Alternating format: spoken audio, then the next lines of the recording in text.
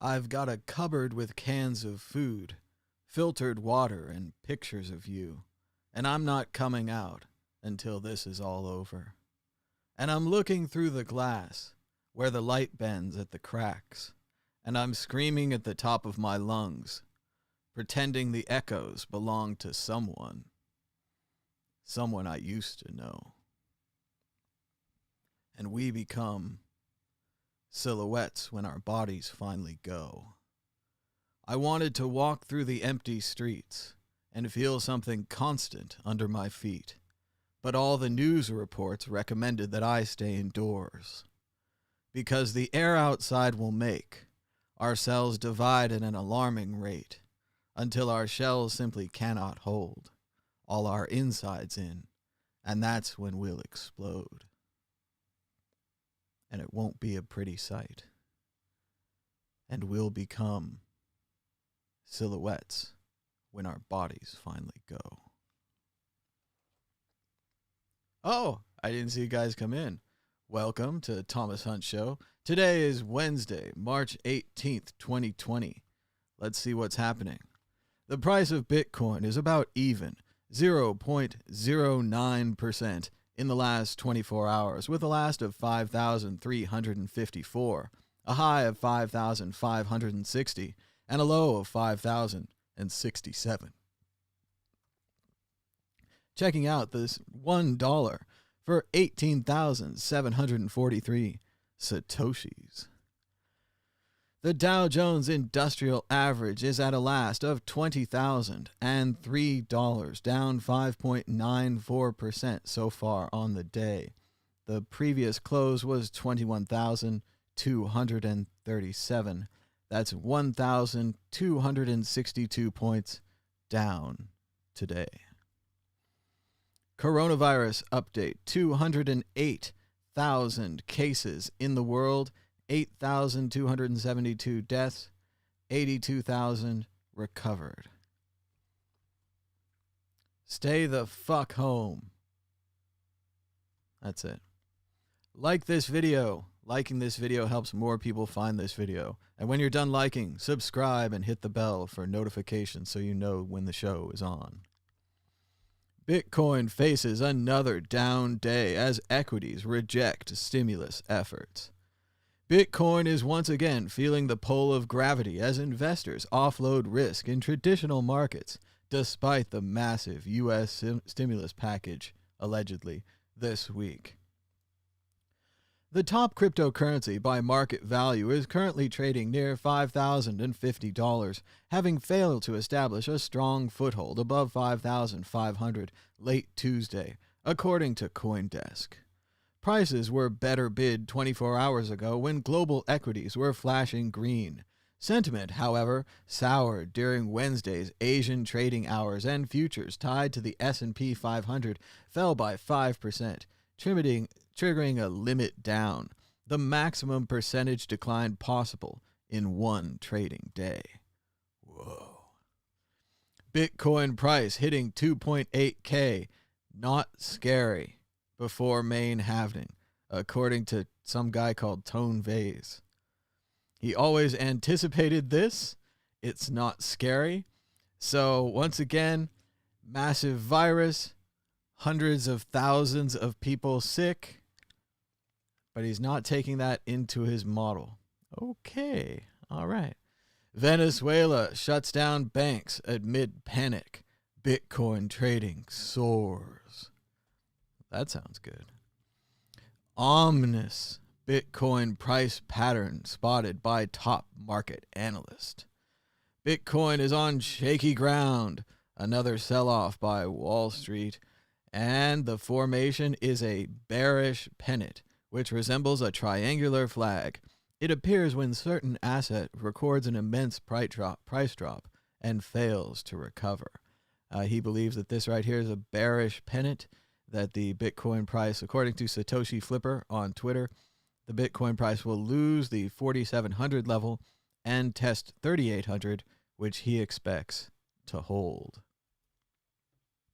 A risk-off disaster. Gold, Bitcoin, bonds fall in sync on rising cash demand. And really, the headline says it all, right? People just want cash. They want risk off. They want out of this scary market. Not that cash is even that safe, especially when they're printing so much of it. But anyway, they want cash, not Bitcoin. Should you buy Bitcoin right now? Should Warren Buffett buy the Bitcoin dip? Best reason to buy Bitcoin right now, revealed by analyst. And here it is again, the chart of the coronavirus. This is what happens when some of us stay home, and it slows the spread of the virus. The more people staying home, the better it slows the spread of the virus. Let's slow the spread of the virus. Let's stay home. Ultimate Medical Hackathon. Let's build an open source ventilator. We need more ventilators. We've got open source. We've got hardware hackers. You're stuck at home. It's time for a project. It's Apollo 13 time. Let's build a ventilator. Come on. Coronavirus cases in the United States continues to spike, looking like an exponential curve. Reminder from geometry class, exponential curves. The green one goes straight up and then curves over like an S curve. Geometric curves like the blue one just go up a little, and linear curves go up like in a line. That's why it's linear. Coronavirus, COVID-19. This is our enemy. The red spikes are the crowns. This is the killer. Checking out Twitter, let's see what's been going on in the last 22 hours. Stay home, quarantine works. Is Italy turning the corner? Latest cases per day from Italy appears to be down from an all-time high of 3,590 to 3,223. It's only one day of information, but it is possible that they have flattened the curve, or at least are starting to in Italy. A little bit more of the data, the new cases per day, and also the new deaths per day are showing a slight downward trend in Italy. It is possible that they've flattened the curve.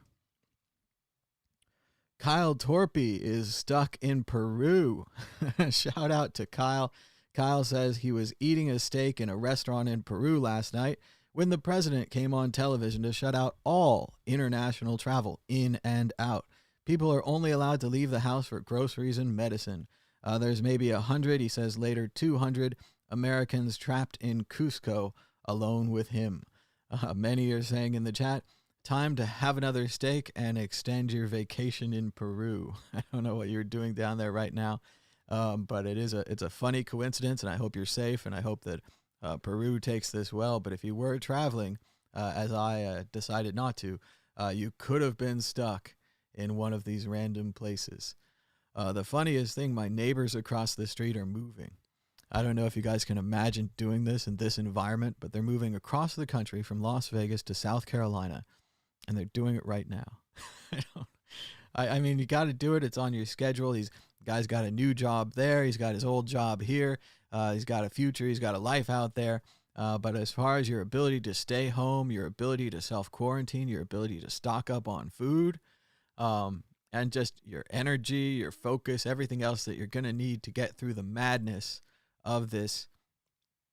Okay, quarantine means 40 days, right? Let's put that on the board. They're talking about a month, so that's a possibility. 6 to 8 weeks is, a month and a half, 2 months. So I don't know how long we're going to be stuck in here. I don't know how long we're going to be surviving on our own food and the things that we gathered beforehand. I suppose eventually one could go to the grocery store, but you risk infection. So I don't know. I think we're inside for a long time here. And I wish my neighbors the best of luck on their crazy cross-country move, but I think it's a very bad time for it. So it's interesting to hear the greatest microphone in the world cutting out occasionally on me, or maybe my headphones are, but I don't know. It drives me crazy. Anyway, let's see what else is going on. According to CNBC yesterday, restaurants provide 50% of the food for Americans. Maybe having the military deliver MREs isn't such a bad idea. As you know, restaurants are mostly closing, mostly going out of business. Many have fired all of their wait staff, all of the people that waited on tables, because it's delivery only now. It's pickup only now. And likely most restaurants are family businesses, and it's time to go back to the family workers that you probably don't have to pay. They are down to the threads, and we are just getting started. If this thing lasts a month, restaurants use the previous month, bars use the previous month's sales to pay for the next month. There won't be any sales. There'll be no next month for a lot of these restaurants. So, crazy, crazy times. Jared Leto writes, he says, "Wow, 12 days ago I began a silent meditation in the desert. We were totally isolated. No phone, no communication, etc. We had no idea what was happening outside the facility." And a pretty crazy story, though he kind of ends up trying to make it about himself, I think. But imagine that, Rip Van Winkle out in the desert. Maybe you knew a little bit about it before. It was in China, and we all thought it would come here, and now it has. And he comes out, and the whole world has changed. Everyone is virus crazy. Everyone's staying inside. People have been stocking up on food. You're a fancy celebrity, but what are you going to do now? Somebody's getting Jared Leto over at their house. Hey, can I crash there, man? Can I bum off your infinite virus supplies? You got any extra anything?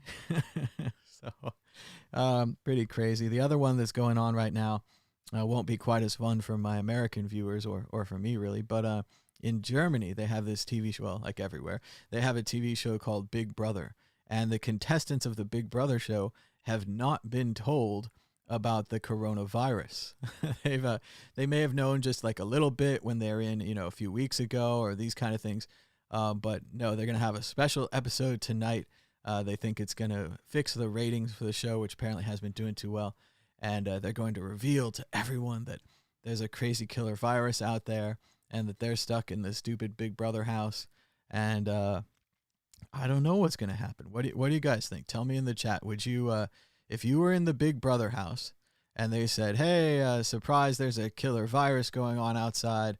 Obviously, I think you'd get the chance. You could say, hey, I want to leave the house. I want to stay in the house. I mean, I'm playing a game show, right? Am I going to play this game show till I die?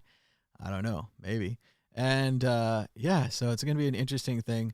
I don't know what's going to happen. I'll have to read like a synopsis of it or that kind of thing, because meine Deutsch ist nicht gut. But that's a lot better than it used to be. So meine Spreche. I don't know. Whatever. But yeah, Jared Leto, funny story. Now we've got more from David Wallace Wells, the author of the book The Uninhabitable Earth, which is out in paperback today. And he says, while it may feel strange to even think of climate change now, we are in the midst of a more immediate and disoriented crisis.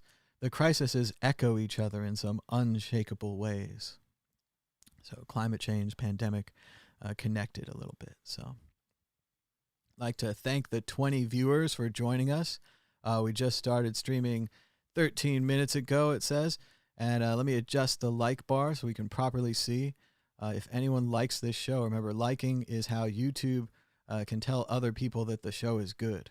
And, it doesn't have to be the greatest show in the world, but, it has sound, it has good audio, it's not completely offensive. I don't know. It's a show that's worth recommending is all YouTube's looking for. And if you like it, that will help. So check out The Uninhabitable Earth. It's on my Kindle. I haven't read it yet.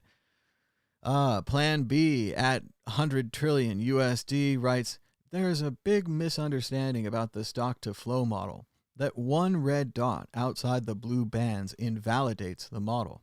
That is not true. Red dots have been below the band in 2010, 2012, 2016, 2019, and above in 2011, 2013, and 17. But the co-integration is strong, even now at 5,300. So we're checking out his stock-to-flow graph. It does really blow out of it a couple of times, almost as if we were looking at two different graphs. But it does kind of tighten up. I mean, you can see the bumps are pretty close. There's like some relation there. And it does kind of seem like we're due for another bump, but I don't know if it's going to be this straight up bump that he predicts. It doesn't look like except for back here in maybe 2010 that it really followed this straight up line too well. But in stock we flow, we trust, right? If there's less Bitcoin, there's less supply. If demand remains steady, the price will go up. Here's an unexpected side effect of the pandemic. The water flowing through the canals of Venice is clear in the first time in forever.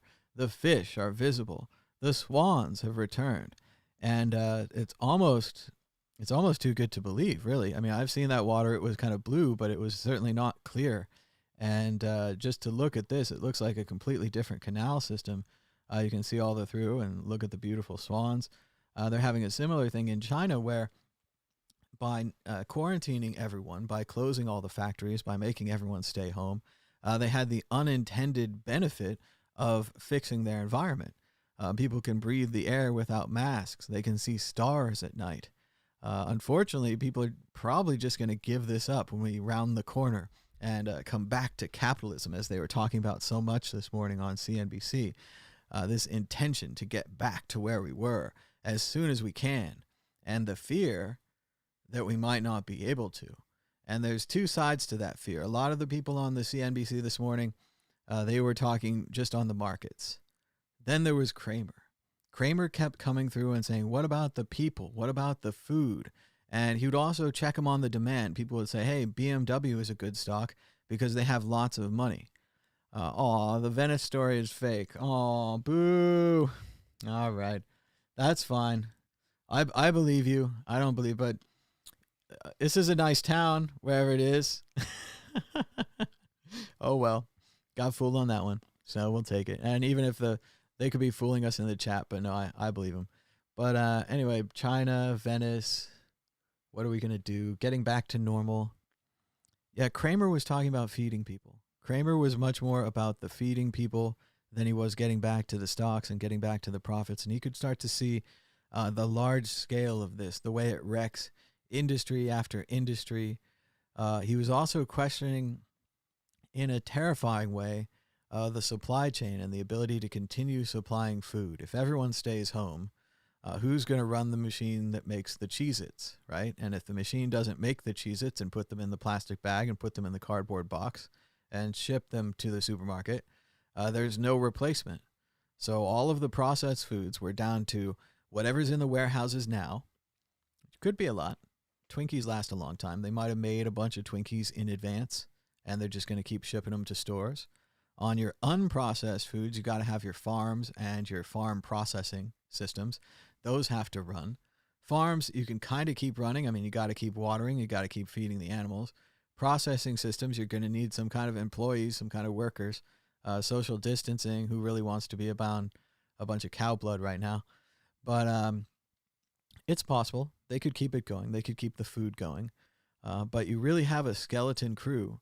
And at some point, terrify the libertarians, you're going to need probably a little bit of motivation. I don't know.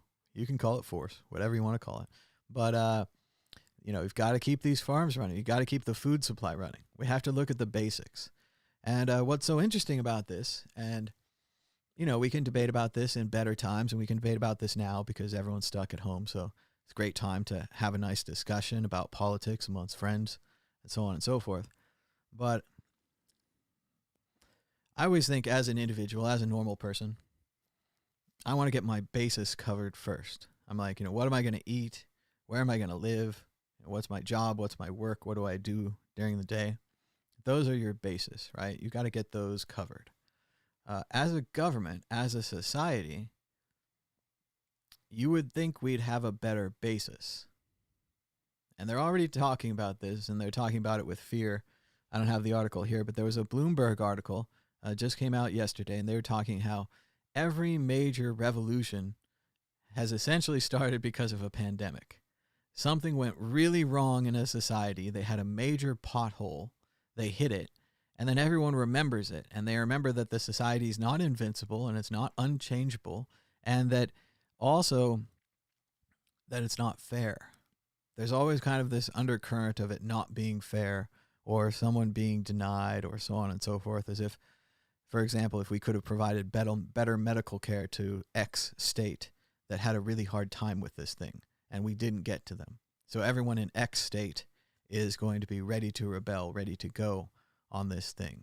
And that the pandemic may lead to a larger crisis, a larger problem. And in that case, what the article was warning us, the thing to be afraid of, is that people would actually start demanding that their basis be covered. That, okay, so not, again, we have degrees to these things. Are we going full on communist? Are we organizing all the businesses? Not really. But I think what we're talking about is healthcare. I think we're talking about universal healthcare for all. And then at a larger level, I think we're talking about food, drugs, and housing. We're talking about the basis for people. Because right now, what are we worried that no one's going to be able to pay because they don't have any savings and they don't have any money? They're not going to be able to pay their basis. They're not going to be able to pay the bills, the food, water, power, internet, bills that come in each month. They're not going to be able to pay the mortgage bill.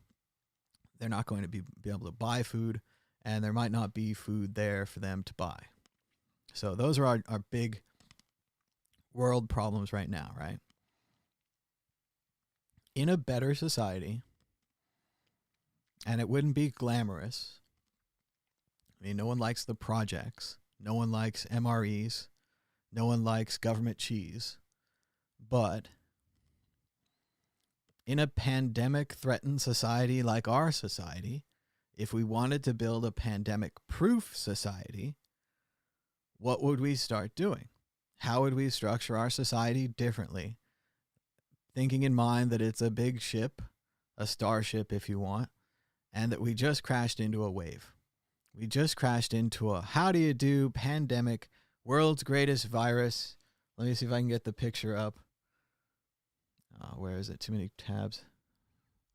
Anyway, world's greatest virus, spiky balls of death, going to kill us all. How can we survive the next pandemic? Well, universal health care, pandemic stations, flu stations, starting to solidify a lot of this. They said that the Chinese mothballed their stations after SARS, after their last problem. And the great thing about mothballing and not destroying is if you do it right, you can just go back in there and turn them back on. And that's pretty much what they did with their fever stations. So that instead of going to the hospital and infecting everyone in the hospital, you go to a fever station or a drive-through fever station they're doing these days, and you get tested and checked there. So we're going to need a system to provide that. That's obviously clearly an expansion of existing healthcare. And in general, I think that people are going to start to see the interconnectedness of things. The big CEOs, I was watching them on CNBC this morning. It's funny, they're starting to expose their houses. They're not very clever. They could back their camera up against a wall, and then you really just know that I have a wall. And, I put a bookcase there and some nice stuff, and it's a nice backdrop. But no, they have their whole living room. You can see all the beautifully designed, look like Swedish minimalist furniture. The bookcases matching up with the closet so they don't stick out. They were all built in, perfectly full with just the right number of books and all the little pictures and mementos. And he's only got one laptop. He doesn't have a second screen.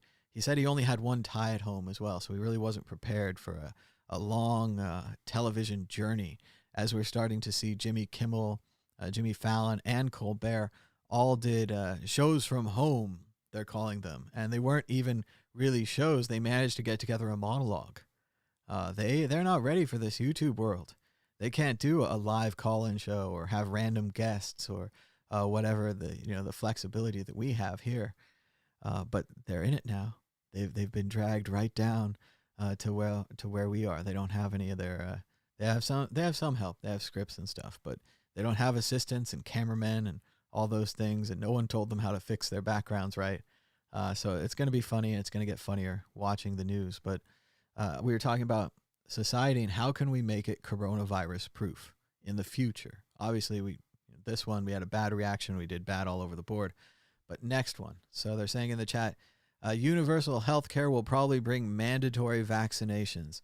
And that might be scary to a lot of people, but In another way, we don't want smallpox coming back. We don't want measles coming back. The current anti-vaxxer movement is kind of leading to that.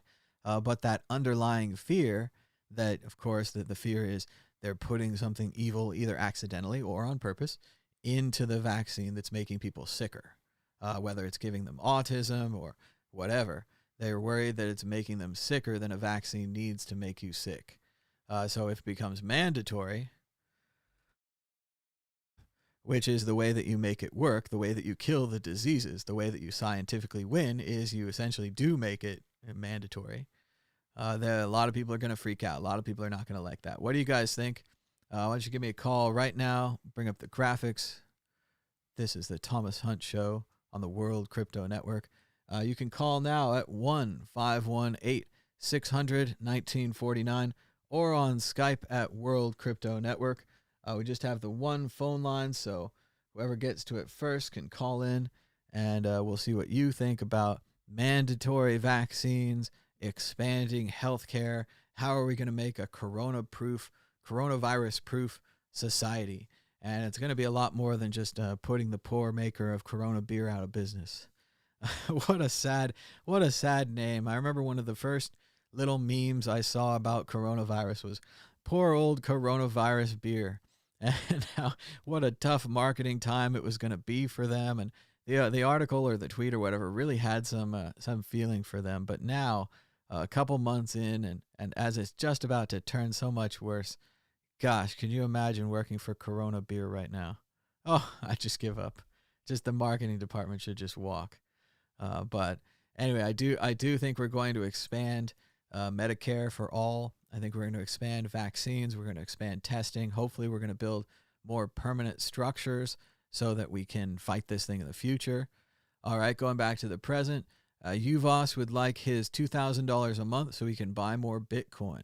We're getting very close. Andrew Yang's idea, which the internet championed, of $1,000 a month, universal basic income, seems to be adopted by almost everybody now as a great way to fight the virus and to help people stay home. A lot of people, like myself and other people, are going to go totally broke and bankrupt on this. We can't go out. We can't make money. We can't do the things that we need to do. So this government aid is vital. It is needed. And Uvos is joking that he could go buy more Bitcoin. And sure, that'd be fine. But I think the rest of us are going to have to pay our bills, have to pay down the monthly minimums on the credit cards and pay the rents and buy more food. I don't know what we're going to do, Instacart or something. But yeah, it's getting right up to it. And they're starting to say, yes, we need checks. We need direct income to the people. This is the chance for the government to do something to make the future recession smaller. Why are we doing these things? In the future, it's going to be bad. In the near future, it's definitely going to be bad. People not having rent, not having money, getting kicked out, all kinds of chaos. Bad for the economy. Makes it longer for us to recover, slower. So giving these people money now, although you may not like it because they're getting it without working, and this sets a bad precedent or whatever you want to say, but giving them the money now prevents larger crisis later. So hopefully that's what we're going to do. I don't know that it's going to be enough though. Yuvos says 2,000. I've heard 1,000 a month. I saw Kamala Harris get almost laughed off Twitter yesterday for saying $500 a month, and she's from San Francisco, which wouldn't even pay a quarter of my rent when I lived there. Nightmare, absolute nightmare rent. Beautiful place, bad rent. But yeah, $500 a month. Others saying $1,500, $2,000. I wish somebody would really think out of the box, and it doesn't do good for me to say it. I'm just some kid in a box here, but how about 10,000? How about you give the people so much money that they start paying down their credit card bills, and we get this economy back to equal, starting at the bottom. Like, we tried bailing out the banks a bunch of times. We tried bailing out the auto companies. I know we're going to bail out the airlines. We're going to own Boeing. I don't know that we're going to nationalize it, but the U.S. government, the American people, are going to own that shitty airline. To me, if you make bad software, if you have bad design documents, if you do all these horrible things and then you roll them out in something as big as an airplane, that's a big enough failure for me that you should go out of business. And I know America needs an airline and made to make airplanes at home and competitiveness and all these kind of things. But still, if you're not going to let an airline go out of business for making bad software, bad design documents, bad installations, bad training decisions, resulting in the fatal crash of multiple airplanes, I mean, and then now, the whole other travel thing, after we're done owning Boeing, we're going to own America Airlines, Delta Airlines, all those things. All these things are going out of business. So if you want to have them around, either the government's going to nationalize, buy them but not nationalize them, give them money generally, give them, a loan. We could call it a loan. We could have them pay it back the way they did with the auto companies. But yeah, we're going to own a bunch of airlines. Maybe some cruise lines, if somebody thinks cruise lines are worth saving. Those are some big boats. It took a lot of work to make them. We should probably still use them for something. So we're going to own some cruise lines, maybe some travel agents, some other companies. Just in general, like who's going to have to be bailed out on the other side? And I don't know if the government's going to nationalize them, but in a very real way, get ready for your government to be investing in some of these businesses if we want these businesses to exist. Economically attractive man in the chat says the vaccine will probably make you sterile or cause permanent brain damage. Well, we don't know. We don't know that it will, and we have to think that the scientists are going to do the best they can. But yes, if it's a forced vaccine, blah, blah, blah, blah, blah, I wonder a little bit about I don't know the right word or the right name. I wanted to just say generically as a tribe. People who live in the outback, people who live in the bush, people who live in the Amazon, right? Bush people or whatever, these tribes. There's only maybe one left right now, I think, that I'm thinking of, that are unconnected to the rest of humanity, that are all out on their own and they hunt and they fish and no one's ever gone there. There's never been an accidental photographer, an accidental traveling guy or whatever. There's been a couple of visits here or there, but they're just still isolated. Theoretically, they're okay because the virus hasn't got there. If we went there to tell them, it would probably be the worst possible thing because we'd spread the virus to them. But I do wonder about these little enclaves, and they're very small, where there are still original wild humans. I wonder about the Amish. How are the Amish treating this? They do have connection to society despite their preference for hooks and what are they called? No buttons. Buttons are evil. But they have a hook and a pulley system or something, but hooks and sticks or something. And you can use those to keep your clothes closed. Zippers, buttons are evil. But they do trade. They make quilts and other things, and then they go to town and they trade them, and they trade their eggs and dairy and other things. I imagine they're off the grid. They're cut off now, but could you imagine living in an Amish society where you don't really have doctors and you don't really have medicine, and this big killer virus comes in? And this leads to what we were talking about a few minutes ago, where I was saying, what if we have to give these people the vaccine? Like, is it forced? Are we saying, hey, Amish people, line up, you're getting the vaccine, and Bush people, you've never even seen anything in the world. I imagine we'll leave them alone. But the Amish are much more interconnected. A lot of these other groups, if you had, say, like a religious cult or a hippie commune, and you're living on your own land and you're not bothering anybody, and you still, that's the thing. That's where all this individualism breaks down. We all want it. We all want to be that individual. I take care of myself. I do my own things. I raise my own food, blah, blah, blah. But we're all interconnected. There's nobody out there. I mean, there's maybe one guy who's out there in his shack who goes out once a year to buy food, buys a ton of food, takes it to the shack. He's good till next year, right? He's good till the end of his food supply. And preppers, you can brag in the chat how long your food supply is and how long you're going to last and how you've been cycling it in and out for years, and you're used to eating ramen and tuna, and you've practiced and all these things and blah, blah, blah. But yeah, I don't know how long people are going to survive on their stocks. And then when you go to the store to replenish your stocks, if there are no more stocks, I don't know what they think they're going to survive on. So I don't know. A lot of things happening. Who's going to get the vaccine? Will there be a vaccine? Are we going to fight this thing? Are we going to win? Breaking news as of yesterday, 17 hours ago. Governor Steve Sisolak is expected to announce Tuesday a statewide, Nevada-wide closure of restaurants, bars, and other non-essential businesses as the latest response to COVID-19. And Sisolak took this action quickly. He was angry in the press conference. He wanted it done right away. And the casinos are closing. They closed last night. All gaming machines must be off by midnight of last night. So we are now in a Las Vegas without gambling. The hotels are closing at the end of the day today. They have time to kick the last guests out and clean it up or whatever they're going to do. And then they're closing it all down. So Nevada is closed. Back to cryptocurrency for a minute. This is a funny story, an update on the Steemit blockchain trouble that we've been watching for days. Exclusive to CoinDesk, Steem community leaders will hard fork to a new blockchain on Friday, destroying the cache of Steem tokens held by Justin Sun Tron Steemit. So basically, Justin Sun bought Steemit. He got a bunch of tokens. He had the ability to vote on things. And the Steemit community is now hard forking blockchain, creating a new blockchain to get away from Justin Sun and Tron. Justin Sun Tron. So this is an interesting story. We'll keep watching this, see what's going on. Obviously, I agree with everyone. There's going to be 2 Steemits now. There's going to be one of them backed by Justin Sun and his seemingly endless amount of money. And the other one's going to be this community thing. So, I don't know. I wish you guys the best of luck, but it's going to be tough to fight the Justin Sun Tron Steemit, which is going to just be full of money.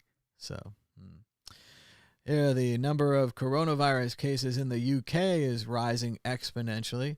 I know people that aren't staying home. I know people that should be at home right now. Yeah, you know who I'm talking about. And everyone else, stay at home. It's going straight up. Straight up. This is the worst part of an exponential curve. Straight up.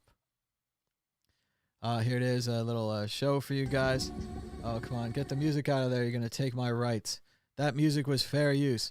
Here's just a little bit of the last show at the Bellagio Fountains. Goodbye to Las Vegas. Goodbye to everything we used to know.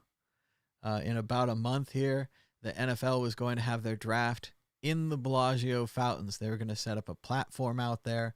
The player's name would be called. The player would walk across the stage on the fountains. They'd probably blow off a couple of bursts of the fountain to highlight the event, and the player would pick up the jersey and say, "I'm proud to be going to San Francisco. This is going to be amazing." It's not going to happen. The draft is going to be happening behind closed doors. It's just going to be like a normal draft, probably on the phone or Skype, and the players aren't going to be involved. There's going to be no show. But yes, this is the end.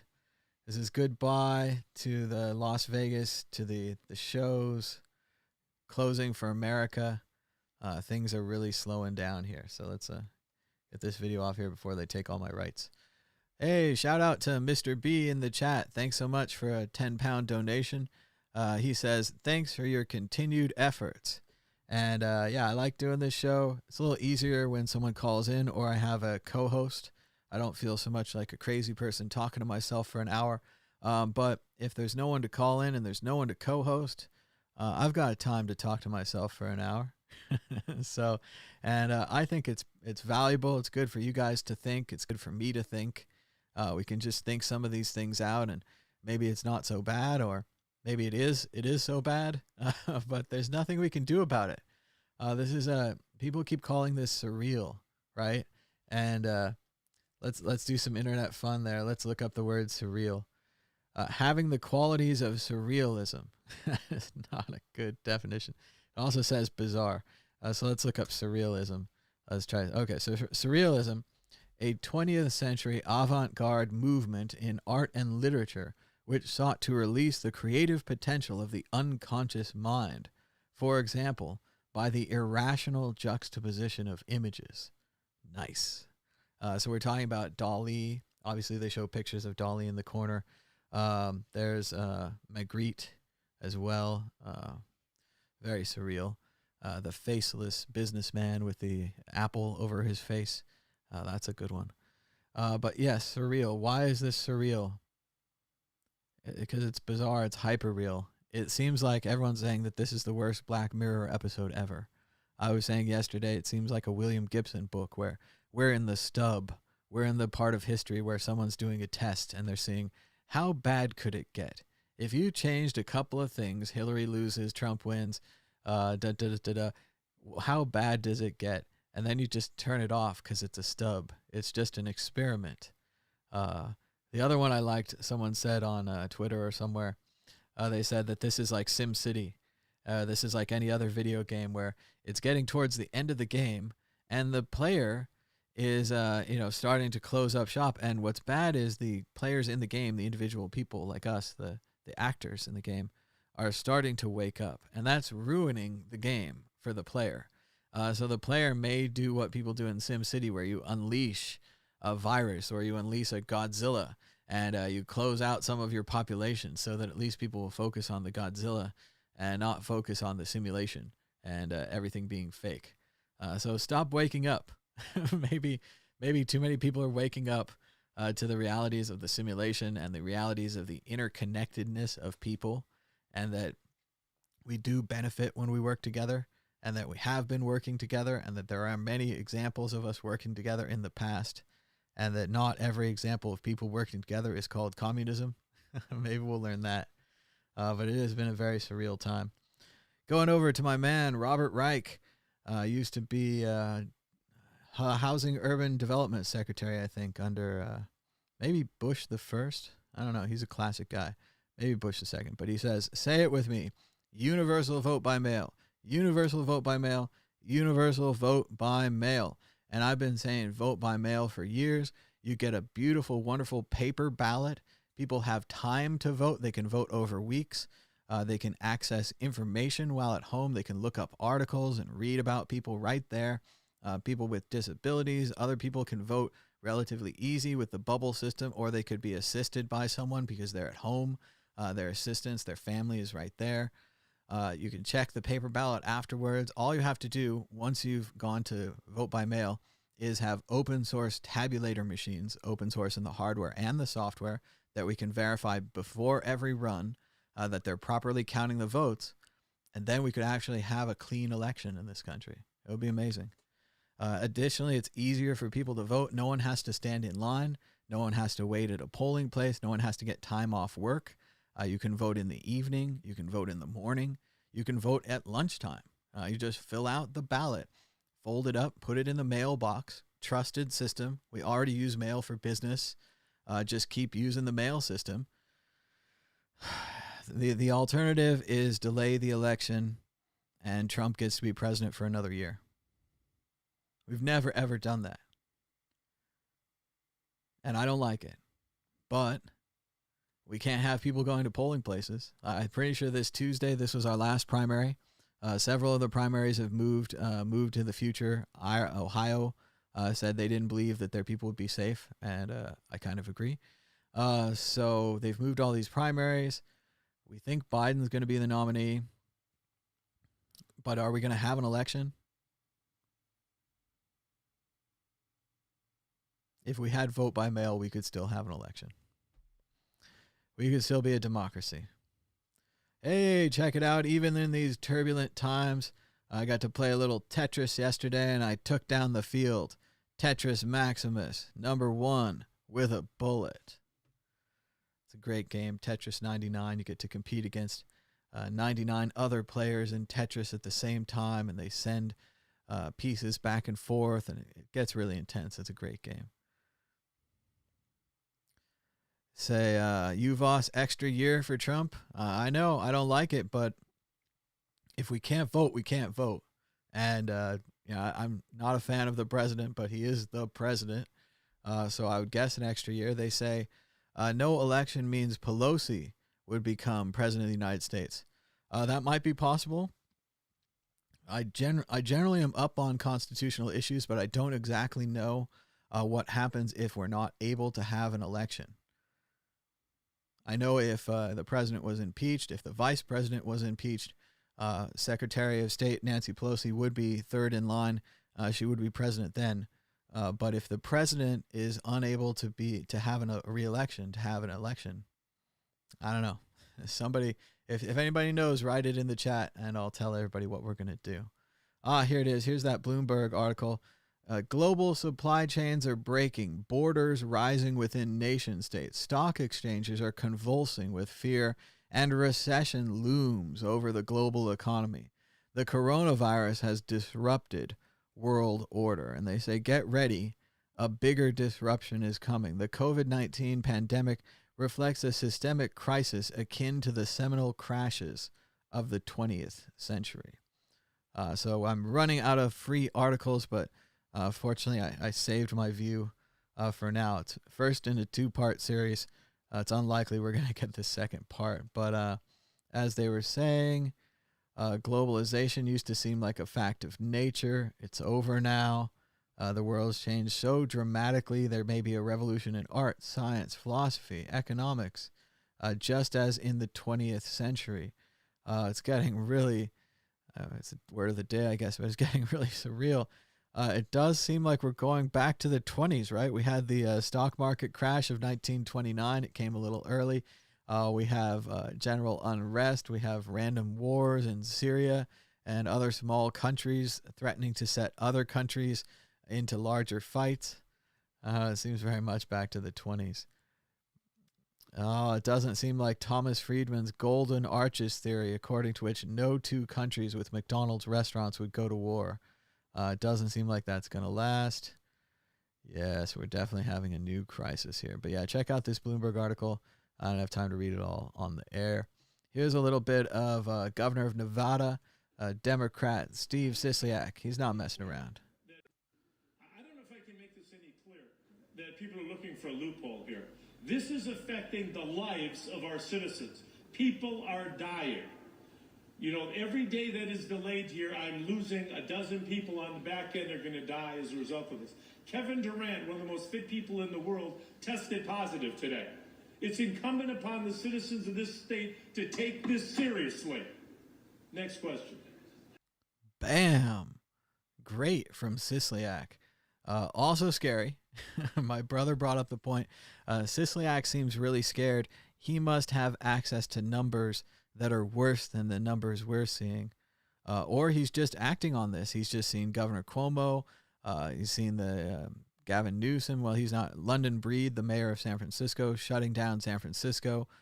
The other guy in New York City has been shutting things down. De Blasio has been starting to shut things down. And no, he's not looking for any loopholes, any we have a small business, we need to stay open. He's saying close it. Now, I can report on the other side of this. I don't have the tweet handy, but over on the @Las-Vegas Locally account, they said that they'd heard rumblings of people saying they were going to keep their businesses open. So there may be some civil disobedience, which again would injure the quarantine. Nobody likes to be forced to close their business. It obviously touches a lot of hot points here, libertarian issues, issues of force and government and so forth. But we're not fighting a human enemy. We're fighting a virus. A virus doesn't care about your ideologies. It doesn't care if you think it's a slippery slope. We're going to have to try out the slope. Do I think we should be there, ready to fight our way back up the slope? Yes. But if it's what it takes to kill the virus, we're going to try out the slope. Oh, of course, Jared Kushner told Trump that the coronavirus was fake news. All of Trump's early response to the coronavirus, his horrible speeches, and his general disregard for the truth, apparently, allegedly, according to Vanity Fair, came from Mr. Jared Kushner. Thanks so much, Jared Kushner. Stay home for Nevada, says a slightly pissed off Governor Sisolak. Changing the story slightly, they had a look back on the life and legacy of Billy Martin on the MLB Network. Check it out. Billy Martin, famous Yankees manager, known for getting into fights and spitting at umpires and throwing dirt and everything else. Just a fantastic character, Billy Martin. So check that out. Maybe you need something distracting. I'm still watching The New Girl. I don't like it very much, but Zoe Deschanel is still great. The show has some comedic moments here and there, and in general, it's a perfect distraction, much like the TV show Friends has all those symbols of 9/11 in the background, but 9/11 never happens. On New Girl, nobody knows anything about the virus. Nobody ever talks about it, and it's never going to come up. I can watch all the episodes I want. There'll never be any viruses or any 9/11s on New Girl. So, or 9/11s on Friends, but Nevada's governor orders a month-long closure of casinos and non-essential businesses, shuttering the state's main industry. Now, right now, they're looking at a 30-day closure. We all know this isn't going to be enough. They're talking in California about closing school districts until the end of the school year, until the end of the year. So it's only March. That would be 8 months. So get ready. Get ready. Shout out to Sislyak. This was his announcement on Twitter. Today, I took the necessary steps to date to mitigate this pandemic and keep our community safe. Medical experts have advised that the most effective course of action is to direct all Nevadians to stay home and for all non-essential businesses to close to the public for 30 days. So major. Yeah, they're saying that. They said in the chat, escorts too. People were also saying with Vegas, they're saying, what about the brothels? Aren't those essential? The line seems to be, right now, unofficially, obviously grocery stores are open, pharmacies are open, dispensaries seem to be open because they're medical. Liquor stores are closed. So there you go. But they probably have liquor at the grocery store, really. Great Dismal. That's William Gibson. His latest book, Agency, that I've been talking about, takes place in an alternate timeline 2017. In this passage, people in the future ruminate on our present day. Gibson finished writing in July of 2019, and the book was published in January 2020. Rihanna says that she thinks about this quote every day. And in the Gibson book, there's a thing called the jackpot. It's more like not one event. It's more like 100-year or 200-year series of events that led to the world being permanently broken. Just everything is cracked and crumbled because of the jackpot. And it's not just one event, but as it says here, the drivers for the jackpot are still in place, but with less torque at that particular point. He took a seat at the table. They're still a bit in advance of the pandemics, at least. And again, it didn't take much for Gibson to predict that there would be pandemics. Bill Gates brilliantly predicted the coronavirus, giving a TED Talk about it, having a special seminar and interactive game for politicians to try to make sure they took it seriously. Obama became obsessed with pandemics towards the end of his term and had a major workshop that they passed on to the Trump people. Unfortunately, most of the Trump people who took the workshop are no longer in the administration. The knowledge was not passed on. The knowledge did not become a part of the administration, and they seem to not be interested in pandemics. But just let's think about this for a little while. Science fiction, William Gibson, creator of the word cypherpunk, author of early books about the internet before we had the internet, says, they're still a bit in advance of the pandemics, at least.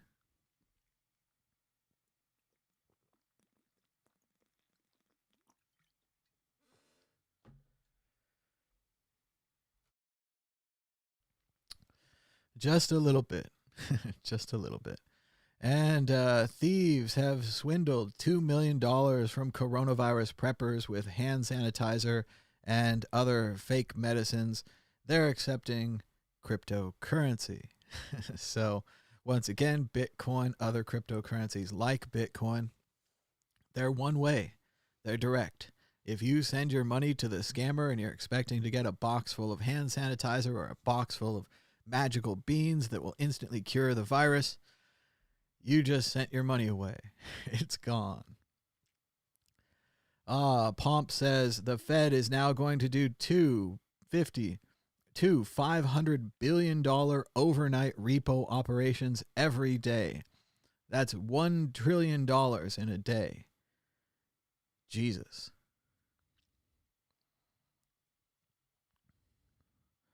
David Wallace Wells, all we have sailing through these choppy, uncharted waters is each other. We can never get through it by dividing and attacking one another. We're in it together. The coronavirus is spinning into a tragedy. It will be a bigger tragedy if we learn nothing from it.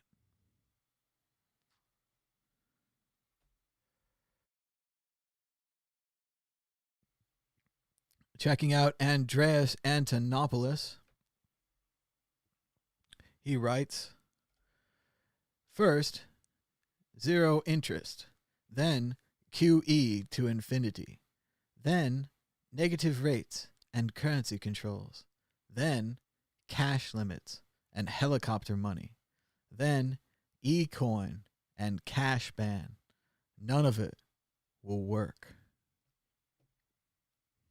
Little Mr. Robot reference there. E-coin. We do seem to be in Mr. Robot, although we weren't hacked. We were virused. Shout out to Sci-Fi Flyer in the chat. He says the Dow is down 7.5%. That means we went through at least one circuit breaker. And BTC is down 1.3%. Looks like 2.3 as of now as we continue going down. Shout out to Jamie Kennedy, the comedian. I saw him once in Las Vegas. It was cool. He says, we fucked up on Andrew Yang. Young, forward-thinking, and logical. Sorry, bro. And it is too bad. If timing had been a little different, Andrew Yang's ideas may have come to the front in the presidential primary right at this time. They could have merged together, maybe lifted him to the top, because these are the ideas that we need. We need practical, pragmatic solutions that will help people. And sending people checks so they can pay their bills will help people. Here's part of what I was talking about today, a little of this New Statesman column. Definitely got me thinking this way. How the coronavirus crisis shows that we need an entirely new economic system. And he says in the subtitle, and this is pretty much what I was riffing on today, he says, it will be impossible for capitalism to return to normal. We need an economy that has people's well-being and public health as its priority. And that's a major shift. Right now, I mean, our priority in the U.S. is probably making money. That's our priority. Is less war, more money. Maybe more war, more money. I don't know. Sometimes it changes. But if we had priorities of protecting people, if we had priorities of public health, what would the world look like? Think about it, because either we're going to go towards that world where it's still open and free, but it's a lot cleaner, or the totalitarian nightmare world where we can never turn these controls off because we can never picture a world where we can be safe. It's about feeling safe. People feel safe in the current world. They did. In the current world, they don't. We need them to feel safe again in the future. We'll see if we can do it. There's a science article that I didn't read, but I linked to you guys. It says, a conclusion of a paper from 2007. The presence of a large reservoir of SARS-CoV-like viruses in horseshoe bats, together with a culture of eating exotic mammals in southern China, is a time bomb. So I don't think we should eat bats anymore. Even if it's a conspiracy theory or whatever, I just think as a people, let's leave that one alone. Scientist says there's viruses in bats. Let's not eat them. Of course, I'm reminded of Anchorman 2, where Champ Kind is running it's like a fast food place. It's supposed to be chicken, but he's selling bats. He's like, don't you know bats are chicken of the cave? Everyone calls them that, chicken of the cave. No one calls them that. But yeah, it was a great movie, Anchorman 2. Check it out while you're quarantined. Anchorman 1 and 2. Great stuff. And here it is, and this is kind of what I've been talking about as well. Because the coronavirus is such a rapid and severe threat, so outside of our ordinary experience, it is triggering extreme versions of our everyday moral instincts. So I don't know if that's good or bad. Are we acting better? Acting more moral? Less moral? Let's see. Also, somewhere around here I had something to read. It's gone now. But it was about pragmatism, not idealism. Where's that? I don't know. But basically, it said that the pragmatist is willing to set aside any of the idealist's complaints for something that works, regardless of if the thing is moral. So it got pretty wishy-washy in there, as it's saying here that we may lose our morals.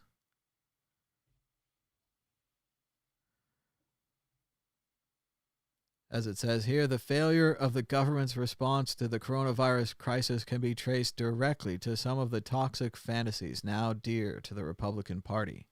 Here are a few. Government is bad. Establishment experts are overrated or just plain wrong. Science is suspect. I agree. We need to get rid of those ideas. Those are bad ideas, not good for our society. Oh, back to cryptocurrency for just a minute. Remember crypto. Jameson Lopp writes, apparently, Ethereum transactions were not being executed due to network congestion. Thus, liquidation auctions for MakerDAO weren't being executed.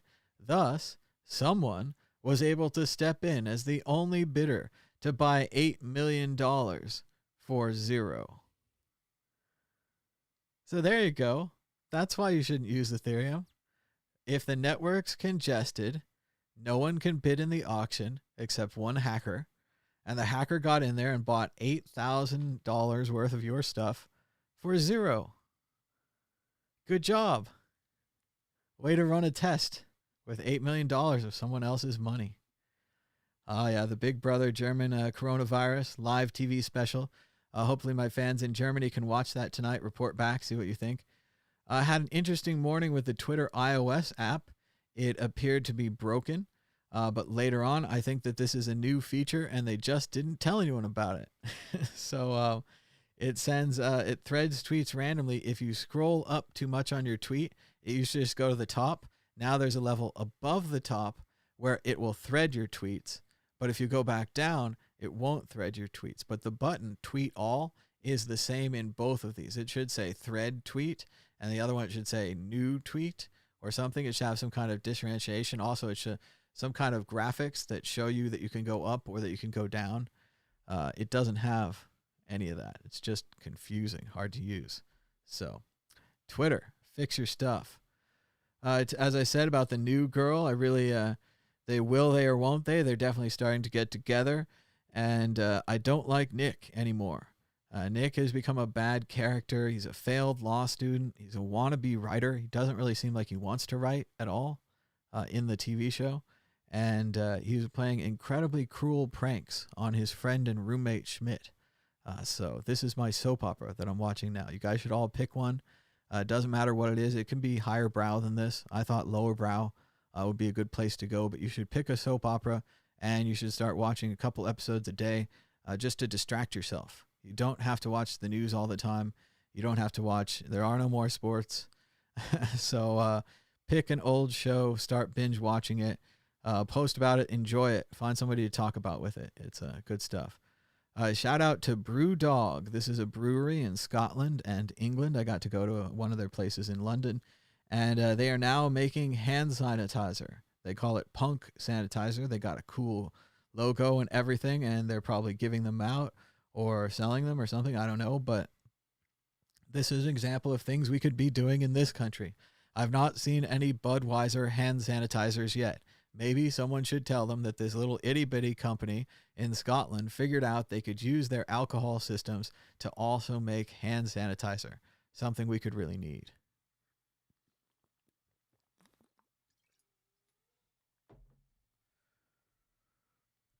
Something we could really use. And we talked about Kramer, talking about restaurants, needing to make the payroll. He was actually asking this Yum guy a serious question. He was like, how much do we need? And Yum, you guys might not know, but Yum Brands is a big company. They own Pizza Hut, Taco Bell, and KFC. When you see all those combined restaurants, they're all owned by one company. They used to be part of PepsiCo. They kind of own a bunch of snack foods and stuff. And Kramer said, very seriously, Kramer said, how much money do you need to make your payroll? And sadly, the Yum guy responded by saying, all our businesses are franchisees. Our main company is fine. As an executive, I'm fine. It's the franchisees that are screwed. You need to go help them, and I don't even know the number. I don't even care. So that was disappointing. Kramer seems to be doing kind of the same thing I do, where he tries to solve the problem talking it out. And he has the good fortune of sometimes the president or his representatives are watching him.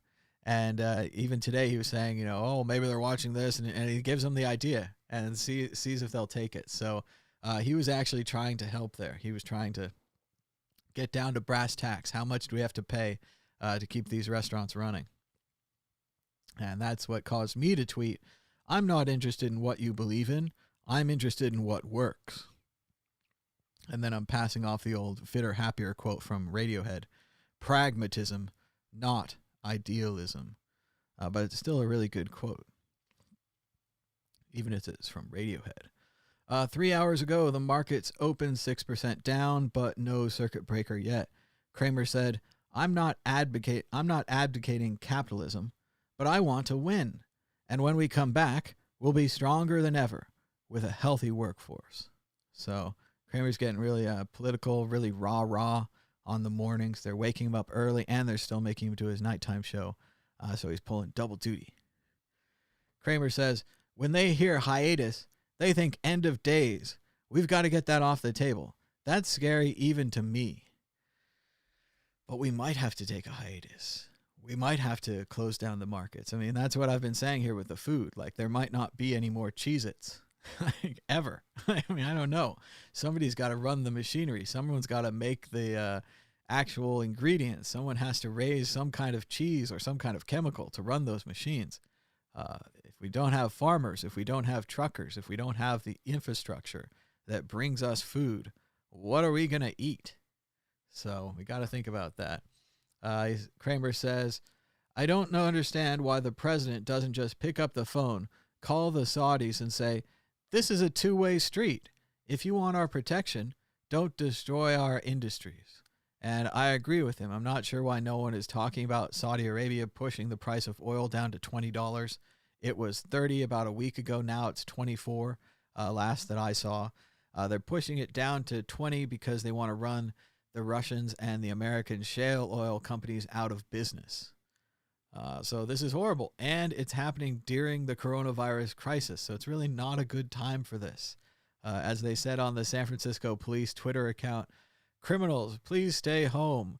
Please stop all nefarious activities, which, again, a lot of people laughed at, but a lot of people are like, if you're going to rob a bank, just wait till later. I mean, if you're going to do these things, you have to wait till later. It's not a good time. It's just not a good time. So stop all nefarious activities. I don't know. It could help. Criminals with morals. Miller's Crossing, baby. Miller's Crossing. As Kramer says, normally I drill down on that stock, but right now I'm focused on 130 million people and what they're going to eat next week. Kramer for president.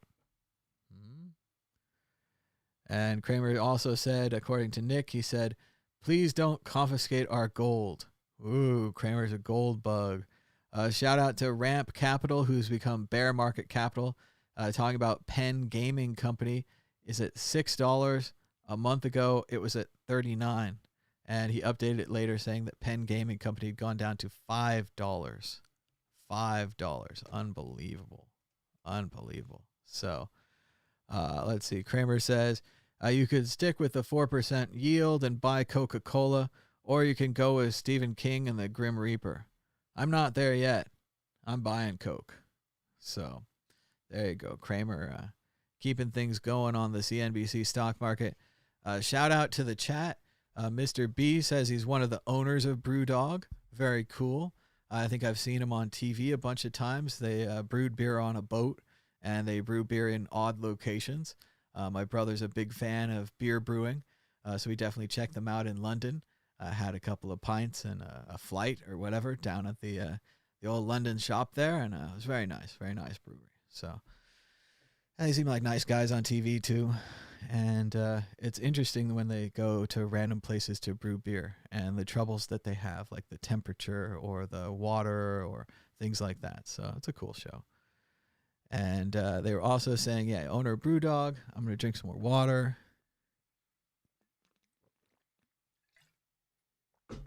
Thank you.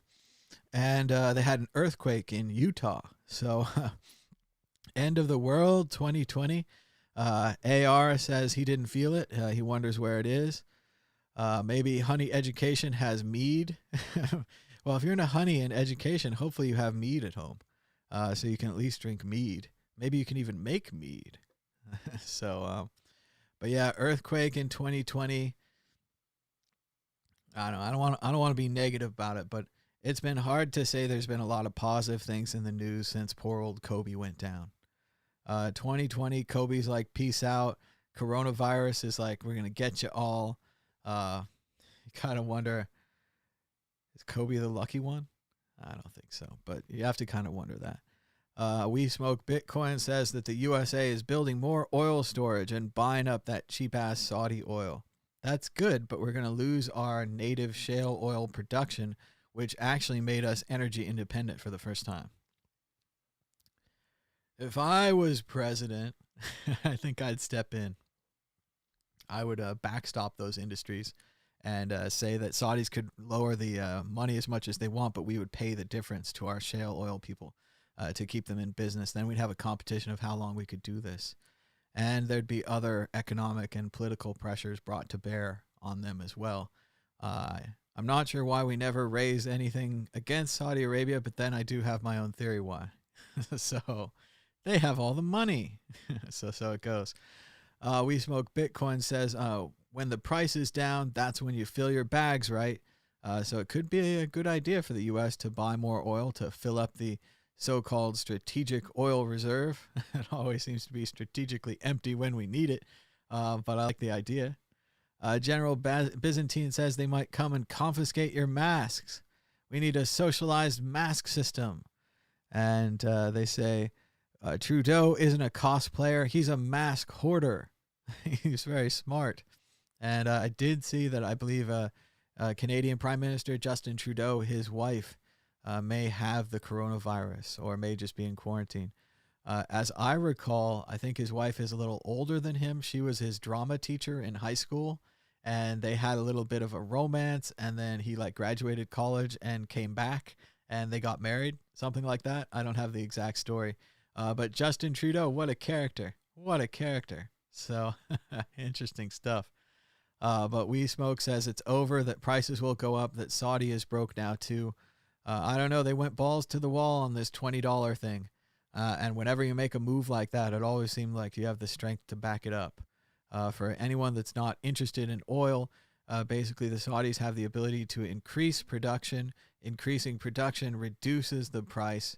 Reducing the price cost across a certain level bankrupts their enemies, the American shale oil producers, as well as the Russian oil producers. So if they could keep it running at a low enough level, all their enemies would go out of business, allowing them to raise the price as much as they want because there'd be less competition and less ability of anyone else to affect the supply. When you control 100% of the supply like that, or not 100%, but whatever the ridiculous number percent that the Saudis and OPEC control of oil, you can make choices like that. You can attempt to influence supply and demand and the price, not with the quality of the product or your marketing, but with manipulation. So there's lots of fun stuff out there. I'm not sure why I think that was a pretty reasonable explanation, pretty straightforward. Even if you've never been interested in international oil politics before, I don't know why they're not explaining that to people on MSNBC and other networks. I've only seen it on CNBC. And even then, they don't really lay it out that clearly. We could get some charts and some graphs, and we could really explain to you how, if the price is this, they can go this, and if the price is that, they can go that, and how much will they lose, and how much will they make, and they could do all the numbers. We could do a whole report on this, but we don't. Rough day for Ivanka Trump, daughter of the president. For reasons I can't explain, she released a tweet saying, "Staying home today with kids? Plan a living room camp out. Throw a bed sheet over some taped together brooms. Plan a menu and pack sandwiches and salads. S'mores are optional. It's a fun activity that also brings the family together for a meal. Share your ideas and use the hashtag #TogetherApart. Aww. And I'm sure she's trying to do a nice thing, and maybe this is just her social networking person misreading the environment out there. But yeah, there was a pretty good response here by Racist Texas, who writes, thousands of parents are locked in detention centers tonight with their children. They are squashed in besides others. Some are pregnant. There are no s'mores. There's a report that the virus is in one center. There's not enough soap. Parents are literally scared to death. So it's not a good time for camping at home and rich people's houses. Nice pillows and stuff they're standing on here. Nice carpet, you know. it's not a cement floor. It's not one of those metal blankets. It's not a good look. It's not even a political thing. It's not a good tweet. Alec McGinnis writes, how one small town at the center of the outbreak has cut infections virtually to zero. They test all 3,300 people in town, isolate the 3% who tested positive. The infection rate 10 days later was down to 0.3%. So this is counter to what the U.S. is doing, sadly. Sadly, the United States delayed testing, allegedly, so that a private company could develop a private test that they could make money on, giving us into the position now where we don't have enough tests. They say we do, but everyone knows we don't. As they were saying in the chat, it seems like only celebrities, NBA players, and so on and so forth are getting tested. That does seem to be the case, which is terrifying, but might be a good way to spread the word about the virus. If you hear that Tom Hanks has it, maybe that makes it real to you. I heard yesterday, I heard from Governor Sisolak that Durant has it, a basketball player, and that also 4 players on the New York Nets had it, and that it's definitely spreading. So if we had enough tests, we could test everyone, isolate those with the disease, and win. Private companies, other people are racing to fill this void. I don't have the chart right here, but there was a report out of Washington State that they had bypassed South Korea and that Washington State was now giving more tests than anyone else. The Quest company is headquartered up there. They might have helped out. I know in California they're trying to get private help as well, and everyone is all hands on deck to get these tests going, because yes, if we can test everyone, we can find those who have minor infections. What they're saying right now, a lot of people are not getting major symptoms.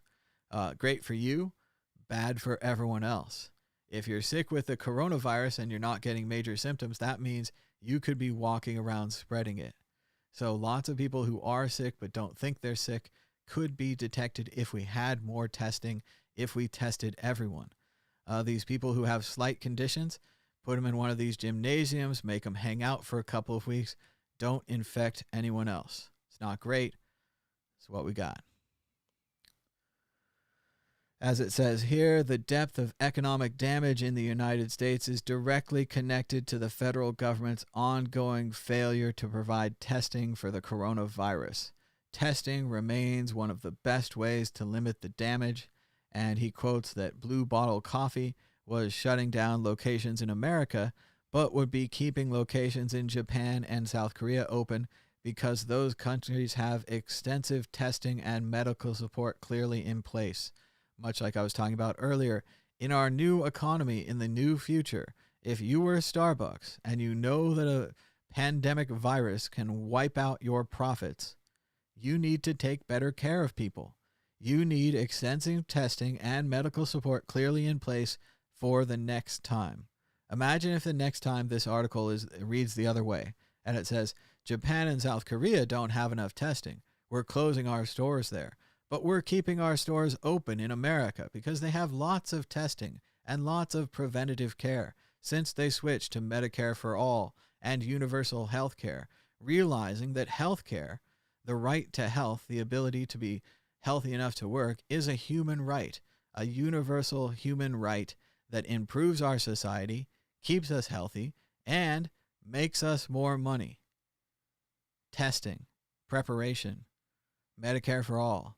We have options. We have solutions that man has made that we don't have, that we could have for next time.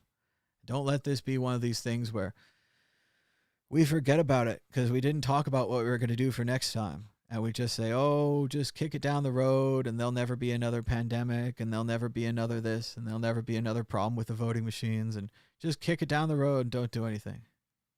No, it's not right. Let's not do it this time. Not this time.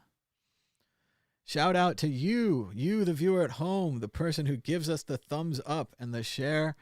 You're helping us spread the word about these videos, and we're getting more views. I don't know if you guys know, but we haven't gotten very good views in a long time. We make a lot of shows, but they don't do very well. So part of this is because people aren't searching for the word Bitcoin. People have started searching for the word Bitcoin recently, although it's because the price is down. That's still good for us because we make Bitcoin videos on the World Crypto Network. Also, everyone's been giving us thumbs up and a share. This particular breakout, the 6,000 view video down there, was the live video that we all did together in the evening when the price of Bitcoin was crashing. And we had a bunch of phone calls and we had a good time hanging out. And that might be why I moved this show to the evening. So we might try more of an evening show here. I do have a vote, but this vote is incredibly biased because only the people awake in this time zone right now have voted. So, but yeah, we're attempting to find the best time of day for these shows. Maybe it's a combination of all three. Maybe it's, I don't know what it is, but 9 o'clock in the morning, 1 o'clock in the afternoon, 5 o'clock in the evening. These are all Pacific time, so you have to translate back to your own time zone. Let me know what you think. Vote in the poll on Mad Bitcoin's Twitter account at Mad Bitcoins. Tell us what you think the best time of day is. Do you want to call in right now? Is it a good time to listen right now but not to chat? Is it a better time to chat later or even later? So, but let's see what they say in the chat. Trudeau is a mask hoarder. Are they going to cancel that show, The Masked Singer? Or is that just another like... Actually, I have that. Kind of. But yeah, The Masked Singer. It's a conspiracy. Fox Entertainment must have known that masks would become a big deal. That's why they started the TV show, The Masked Singer. They knew about it all along. Oh. No. Correlation does not imply causation. I think that's what we're looking for. They say prepare for camping out in Central Park like they did in 1929. So there are places to camp for Ivanka's little thing there. Maybe you could camp out on the porch of her apartment in New York City. You could camp out right on the street there. I'm sure if you look at that thread on Twitter, there's probably 100 other people with 100 other jokes of their campgrounds and their stuff and their poor tents on the street. Gosh, it's Marie Antoinette. It's a Marie Antoinette thing to do. For you guys that don't know, Marie Antoinette, of course, famously in the French Revolution, the wife of the king, she said, let them eat cake. And that's all that's really remembered. But in reality, she had been told that they were out of bread. And so she said, let them eat cake. So here we got a caller. Hello, caller. You're live on the World Crypto Network. What's your name and where are you calling from? Hello, I am Paul. I'm calling you from Moscow. We talked already a couple of days ago. How's it going, Paul? What do you think so far? How are you holding up in Moscow? Well, it's been a first kind of panicky day today. Not for me. I'm ready. I'm prepared. But I've been to the shop, to the supermarket, and I've seen people grabbing everything. I've seen the shelves where I needed to pick a few things just for daily stuff, not for preparation. They were empty, and that kind of I just felt an unsettling vibe today in the shops, and I also went to the pharmacy, and I saw some people that were clearly panicking, not en masse yet, but the scenery of empty shelves is definitely not comfortable. Yeah, I don't really want to see it myself. I haven't been out in a while, and intentionally not going out until I run out of food. Basically, we're starting to get into Oh, so the. how long have you been in? I mean, it's only been. I mean, I've been freaking out about this for I don't know a week, 10 days, maybe 2 weeks.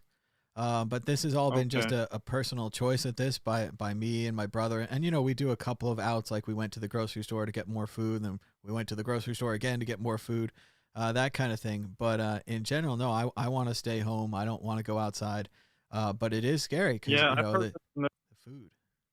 Sorry, go yeah, ahead. I've heard that in the United States, the shelves were empty a few days ago already, but totally starting here right now. I guess it's a bit of a delay, and it seems like the government is not quarantining people en masse yet. Although today I've been to my university.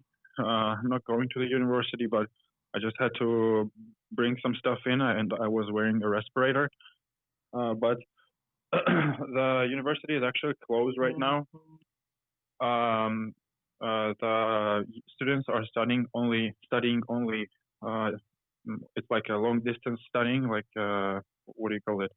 Remote Yep, studying, yep. Remote and learning. Yep. yeah, remote learning.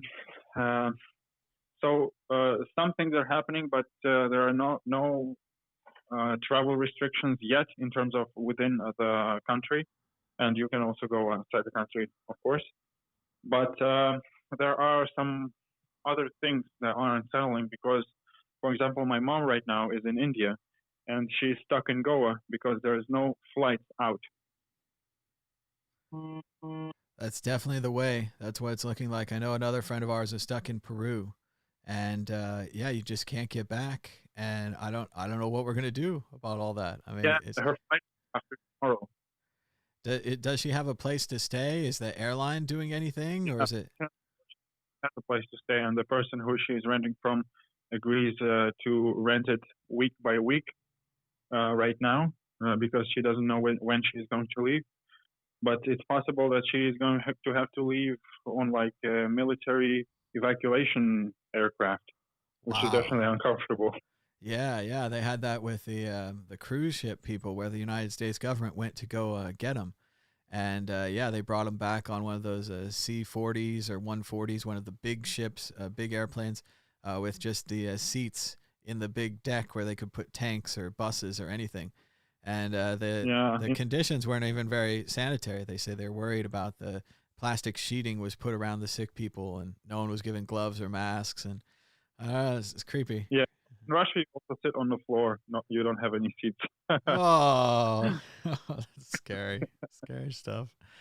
But yeah, I Yeah, hope. but the thing that is most concerning to me right now is that I can. It's possible that soon I won't be able to go to the gym, but I really don't really want to go to the gym anymore. I go at hours when there's nobody there, but it's still could be contagious. And the last time I've been there was a couple of days ago, and I skipped one day of training. But yeah, it seems like uh, I'm a semi-professional athlete, so for me it is kind of important. I think this is going to be a big obstacle for athletes. This is definitely something that maybe not a lot of people have thought about. I think so. I think it's time to train at home as best you can, and you don't have the right equipment. No one has a perfect home gym. But yeah, we're all going to have to be flexible with that. Because yeah, the same kind of thing. I'm not certainly not an athlete, but I wanted to go to the gym and try to stay healthy. And normally, it's just me fighting with the couch. I could sit on the couch and play video games, or I could go to the gym. Now it's like sit on the couch, play video games, go to the gym, get sick and die. I mean, the Yeah, video games are now selling I think. themselves, man. I mean,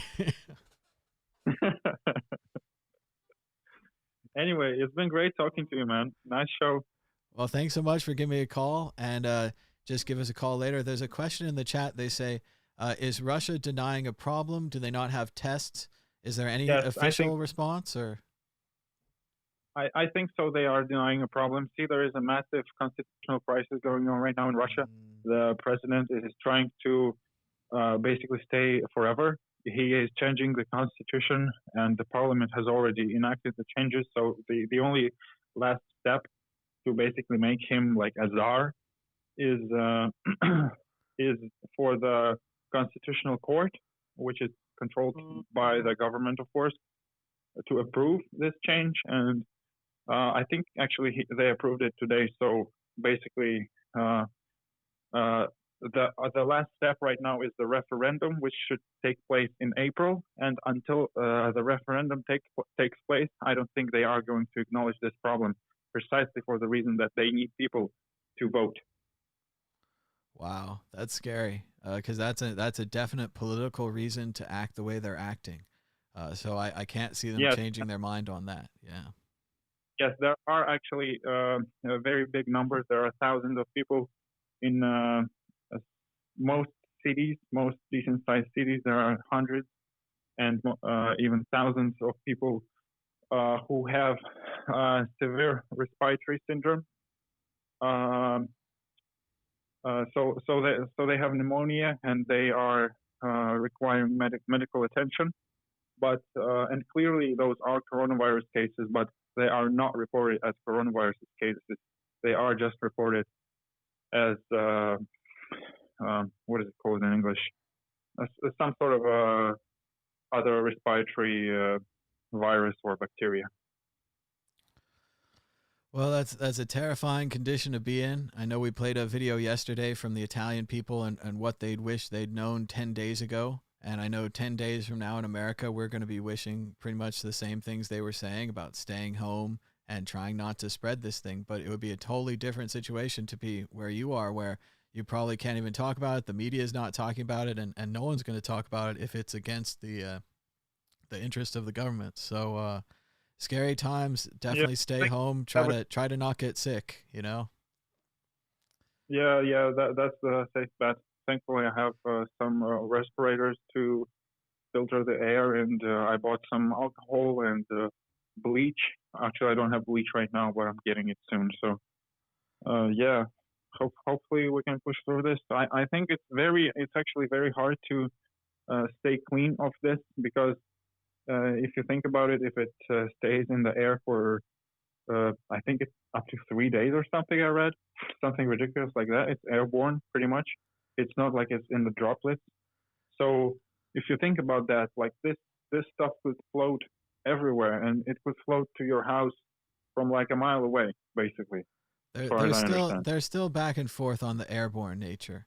I think that the airborne, if somebody coughs or sneezes, they're saying like if you were in the same hallway and they coughed and you walked by them, that I think you could get it.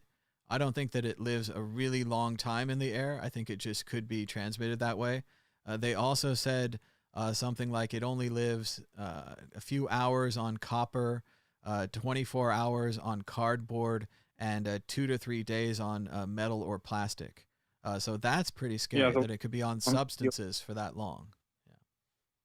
Yeah, and as far as how long it stays in the air, there was a research published from China that said that it is actually airborne, and I'm not quite remembering the numbers, but it's definitely several hours that the virus can stay in the air. So if someone sneezes in the hallway, you could be infected several hours down the line when that person is not even there anymore. See, now that's terrifying. Yeah, so definitely face masks for proper half face or full face respirators with some P3 filters. All right. Well, hope for the best. I think everything's sold out here, but hopefully they'll make more, and we'll all get through this. But stay safe, and thanks so much for the call. Give us a call anytime. Thank you. Go on. Goodbye. All right. And you can give us a call now on Skype at World Crypto Network, all one word, or on the telephone at 1-518-600-1949. I'll try to keep the show going if we have a few more callers.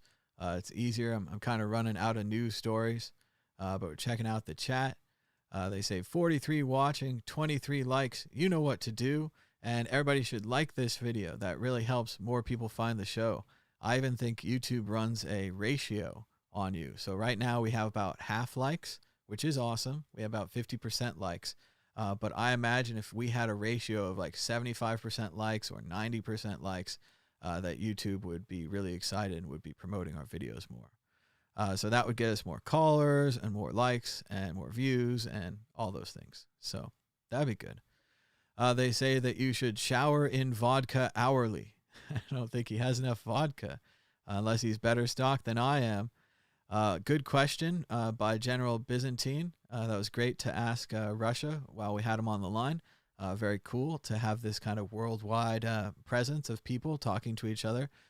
Tack for Alt says it is airborne. And I'm in agreement, and I think we pretty much narrowed it down, maybe 2 to 3 hours airborne in the hallway if someone sneezes or coughs. So absolutely terrifying. As Martin says, he just shit his pants. I'm there with him. A lot of these things are just completely terrifying. It's like looking at sea creatures. They look like aliens. And certainly viruses, diseases, these are all aliens. Science, nature, health, these are so complicated. But yeah, it's crazy. So they say Byzantine says he doesn't want to start rumors, but does anyone think that maybe Trump delayed the masks or tests until his personal investments were ready?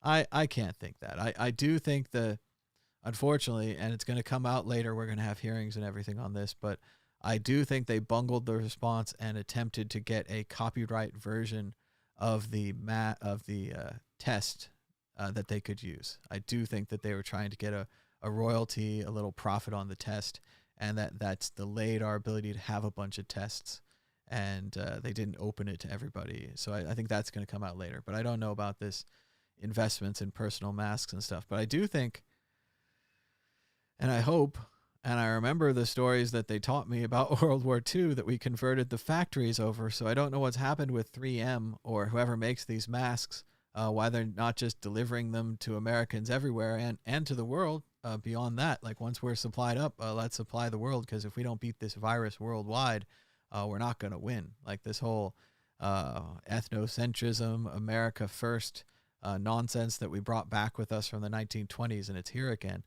It's never going to fly. I mean, not that we're going towards an international globalist world, but I do think that there's a general interconnectedness that people are starting to realize. They're like, oh yeah, I'm the CEO of this fancy company, but if the guy who works at Subway gets sick and he infects 50 people, I'm not going to be able to work at my fancy company anymore. I have to stay home in my fancy apartment. So shout out to Chewy. He just joined. Welcome to the chat. And they say 30 minutes has been shown for airborne transmission. In lab tests, even longer. They found viable virus in ductwork. So I agree with that. I also think that one of the things they did in the test is they made the virus into an aerosol. So I'm not sure it's something the virus would be capable of doing on its own. But I think they had even more success when they intentionally converted it to an aerosol and then spread it. So it is airborne. Terrifying. And General says looks thrilled to be able to call it a war in any case. He can win a war without having to do any of the work himself. Well, I don't want to get in trouble and start analyzing the president, who I'm not a fan of. But I agree with a lot of the articles that are coming out there saying this is a big problem for an authoritarian leader. There's not really a them for us to rebel against. We can do the best we can, and certainly I'm patriotic as everyone else. I'm pro-human. I'm anti-virus, and I'm on that. But yeah, he just delights in it. I love the whole thing now where he's starting to say that he thought it was a pandemic from the beginning. All the times when he says it was a hoax and it was fake news and the Democrats created it, he says it was a pandemic from the beginning. It reminded me of when he visited the scientists, Johns Hopkins or Walter Reed or something, and he said, I have a really great grasp on this. I could have been a scientist. Maybe I should have been a scientist. I'm just natural at this. It's not a thing you're a natural at. You become one of these scientist guys by reading all these books, by memorizing all this stuff, by gaining all this information. It's like decades of book work so that they can make it look like they're naturals, make it look like they just, thought of this thing. But no, it's decades of complex work. And he just shows up and he's like, oh, I'm a natural now. I should be a doctor. If it wasn't real, it would be funny. It would be the funniest TV show ever. Oh, we would crack up. There was a great show. It was before 9/11 and it disappeared after 9/11 because it was called That's My Bush. And it was the South Park guys, and they'd written a sitcom about W. Bush, and he was an idiot. And it was a classic sitcom. They do the trapped in small locations episode. They do the neighbor comes over, all the kind of things. And it was just a great satire of Bush. And it wasn't really mean. I mean, it showed him as stupid most of the time, but it wasn't mean, kind of thing. And it just disappeared after 9/11. No one talked about that again. But yeah, if this Trump show, this, like, can you imagine, like, in some alternate reality, you're watching this as like in the movie Long Shot, which I love the movie Long Shot, the Seth Rogen, Charlize Theron romantic comedy. Check that out. It's political a little bit too, but it's fun. And in the movie, the guy from Better Call Saul, Odenkirk, he's the president of the United States, but he also played the president of the United States in a TV show that kind of looks like West Wing. And it's just this great thing where he keeps watching himself on TV while he's the president. And I know they're poking fun at Trump. They're kind of mirroring it. But could you imagine just watching on TV a farce of a TV show where you have this kind of ridiculous older guy, used to be in real estate, kind of bumbles around, thinks he's in charge of everything, and just says idiot things like there's no virus and it's the Democrats' fault. And then he turns around one day and he's like, I'm a genius and I knew there was a pandemic and I knew this would be a problem. In any other situation, it would be funny. But yeah, it's bad. It looks like Martin's going to start taping up his windows. Attack for Alt says there's a continuum of airborne, as it were. It's more airborne than the common flu, but less airborne than the measles. So it's not the worst that it could be airborne-wise. Martin's going to tape the windows. The general agrees. He says it's not his president, but being united is the only way out of this nightmare. Spread the info, not the rumor, not the virus. Yeah, spell check. But yes, we need to do that. We need to stick together. Being united, staying at home is the only way we're going to beat this. And beating this might not look that great. Like, we might get to the end of this and be like, oh yeah, we really beat it. We really won, but if we don't beat it, if we don't flatten the curve, we're going to really know what defeat and what failure looks like. And this isn't left, this isn't right, this isn't man or woman or whatever. This is human. We're rooting for humanity here. We're playing for the survival of the whole species, the whole civilization, which again, we can go back to not being civilized. But we're going to see incredible losses because the system is not capable of supporting people unless we get back to work, unless we get back to the farms, unless we continue the system. People will starve. People will die. The system, we can't just go back to the trees. We've made too many people. We've made too many cities. So they say, AR says, maybe we're the entertainment channel for the galaxy. That's why Trump is pretending to lead. It's all part of the show. They had a great, and it's forever old now. They've done a zillion things on South Park, but they had one episode where they said Earth, and Earth was an international galactic show where they'd put all these different people together and then had them fight for the entertainment of the world. So yeah, it was a pretty great thing, the Earth. So, all right. So Towers is still thinking it's overblown. Okay, so we're going to try to help you out, man, and then we might head towards the end of the show. Also, if you wanted to call in, I'd love to talk to somebody that thinks it's overblown, not because I want to debate or I want to be mean or anything like that, but I just want to explore it, and I want to try to understand, because I think it's really bad from a virus perspective, from a science perspective. Nothing political, nothing whatever, blaming anybody, none of that. I just think that we're in a bad spot. And that, yeah, staying home seems super bad, seems totalitarian and all these things, but in the other ways, it also seems like what we could do to fight the virus. So this is a video from Italy. It's from theatlantic.com. I had it shared to me from my favorite rock band, REM. I'll even get the YouTube link. I'll throw that in the chat here. So maybe if you don't believe it or whatever, you can share it with your friends. But here it is. This is from Italy. And what they believe is that we're about 10 days behind Italy. So they asked the Italian people to record a message for themselves from 10 days ago. And these are just normal people like you and me who thought maybe it's a conspiracy, maybe it's fake, maybe I should do nothing, so on and so forth. And he says, wait a minute. I wanted to update you on Italy's latest. A huge mess is about to happen.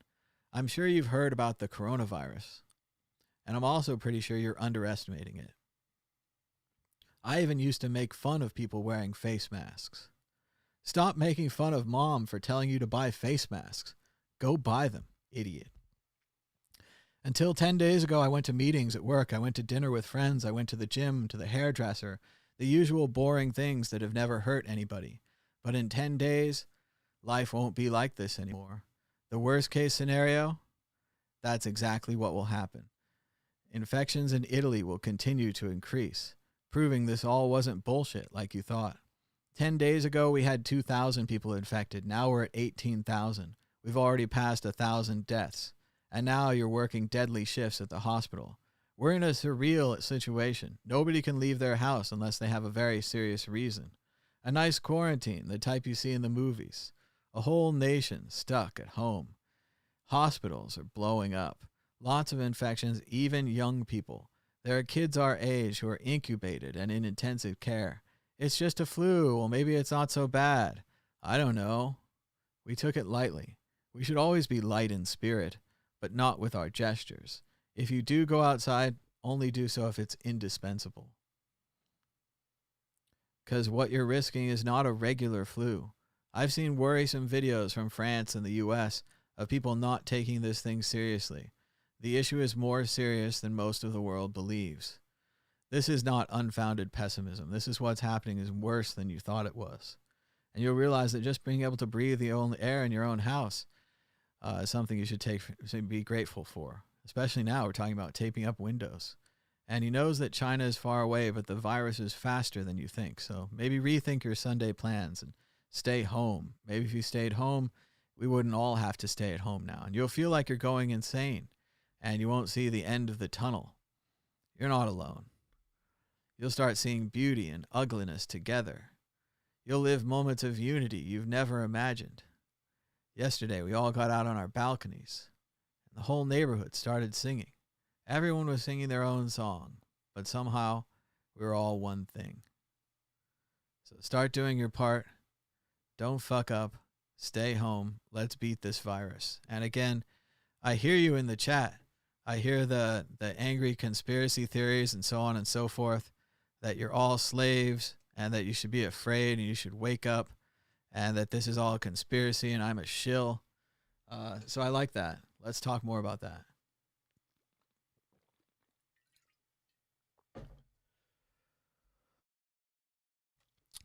If I'm wrong and there is no virus and nothing happens, and if it's not as serious as we think it is and all those things,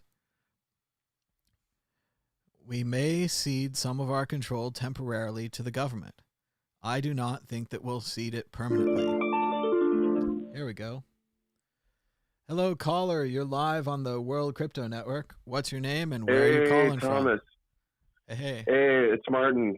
Hey, I'm Martin. in the chat. How's it going? It's going good. Welcome. How's it going? From San Jose. We just got a shelter-in-place order yesterday, like a max, a mass text message. Right. So we're all indoors here, San Francisco, Bay Area. But I wanted to say something to people who think that it's a joke. And I've been having trouble with my in-laws because they haven't been taking it seriously. They're 80 years old, and those are the people that are going to get hit the hardest. And I found the best way to explain the severity of the situation to someone is you say, look, if you're the government, you had an ultimatum, a choice between two outcomes. One of them is you let the virus spread through and take its toll on the population. The other is you lock everything down and you basically create an economic suicide. And in their eyes, the consequences from locking everything down and putting their own bullet in their head because of the economy is less than letting the virus roll through. So that's what I tell people. And hey, no, this is fake news. Nah, nah, nah, nah, nah. look, these people, they're the ones who are going to suffer. It'll Well, be too late it's for the them. same thing. A lot of people are saying these are the Trump supporters, the people with low information, the people watching the wrong channel, maybe not getting true information, actionable information. They're putting themselves behind this thing, and you're in a far weaker position. A week ago, you could have bought anything you want at Costco. You could have got a credit Oh card. You God. could have maxed it out. You don't even really need to have the money today. You can worry about it later, and you have a house full of food. And No, things are you can make bad. money later. Yeah, absolutely. You can negotiate the credit card bill. You can go bankrupt. There might be some kind of a credit holiday or something. Like, there are options. But if you're at home now and you don't have food and you have lots of credit cards, you don't have options. You can't do anything. So You it can't eat is plastic. absolutely. And I saw this. It seems like a long time ago, but Hong Kong, when they first had the run on their shops early in the Chinese infection, I saw an elderly couple with a cart full of Coca-Cola. Must have been 9 cases in the entire cart. And I was like, why would you ever want that much Coca-Cola? Even now, I'm wishing I had a little more. But why would you want that? And what it was that money is less valuable than goods in some situations. In some situations, it doesn't matter you have $5,000 in your bank account. What matters is you have an extra case of Coca-Cola, or even that you could trade a can of Coca-Cola with someone else who really wants one. Having Oh, goods, 100%. yeah. So I saw that shift, and I didn't even buy enough goods. I mean, we have a decent Whoa. amount of food here, but I wish I had more. It's scary. Uh, Every I know little the snack feeling. thing you eat is like, oh, we're gonna run out of those, and I'm gonna wish I had more of that snack or whatever it is. It's tightening up, and we just had our Yeah. order here in Nevada. They haven't gone shelter in place, but they have basically shut down the entire state. So we're starting to No, get, it's surreal. yeah, the Italy thing is It's happening. surreal. Yeah. It's happening. And look, man, I saw the shit that was happening in China a couple months ago, and I said to my wife, babe, this is the real deal. We have to. And I spent basically all my savings getting prepped, and everybody around me thought I was fucking crazy and losing my shit. And I thought my wife wanted to go to San Francisco, hang out with her cousin, blah blah blah. And I said, look, you can't go. And I'm not a controlling guy. I don't, but and now oh, you were right. But it feels good to be vindicated, but at the same time, it's like, man, I wish I wasn't right. I wish I would be that fool who stocked up and looked like an idiot.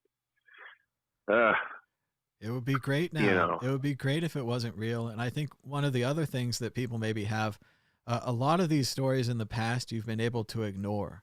I know that I definitely ignored SARS and bird flu and H1N1 and all these different things in the past. And I went about my life, and I kept going to work, and I kept going to bars and all the normal things that people do. And I know a lot of people are into sports because it helps them ignore the realities of the world, and they're into other things that are great distractions and so on and so forth. But they shut down the sports. They shut down the casinos yesterday.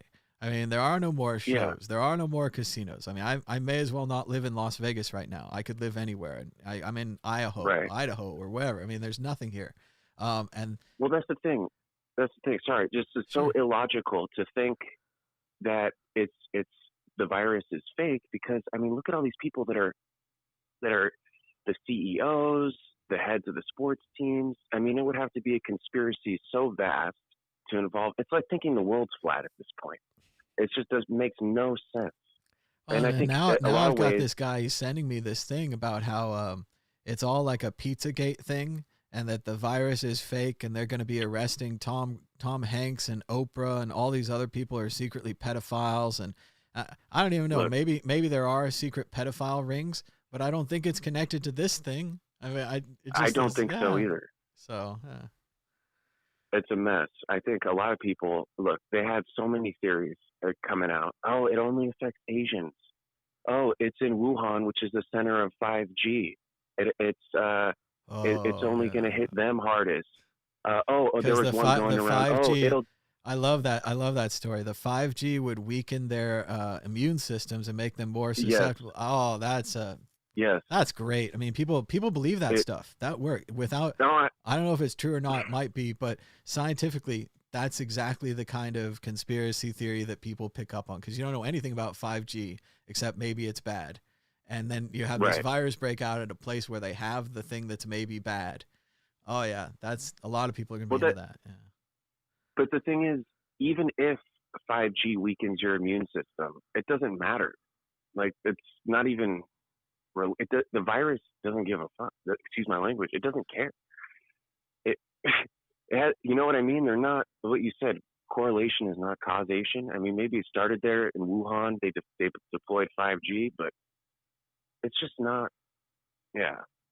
Well, It's it's a. and there was another one. It feels like Sorry, there's another. there's an analogy here to Bitcoin, don't you think? Like you're trying to convince your relatives. I was trying to convince my relatives, and it was the same thing with Bitcoin. I couldn't convince them to buy Bitcoin. I can't convince them to stock up for this thing. What do you think? Is there a connection there?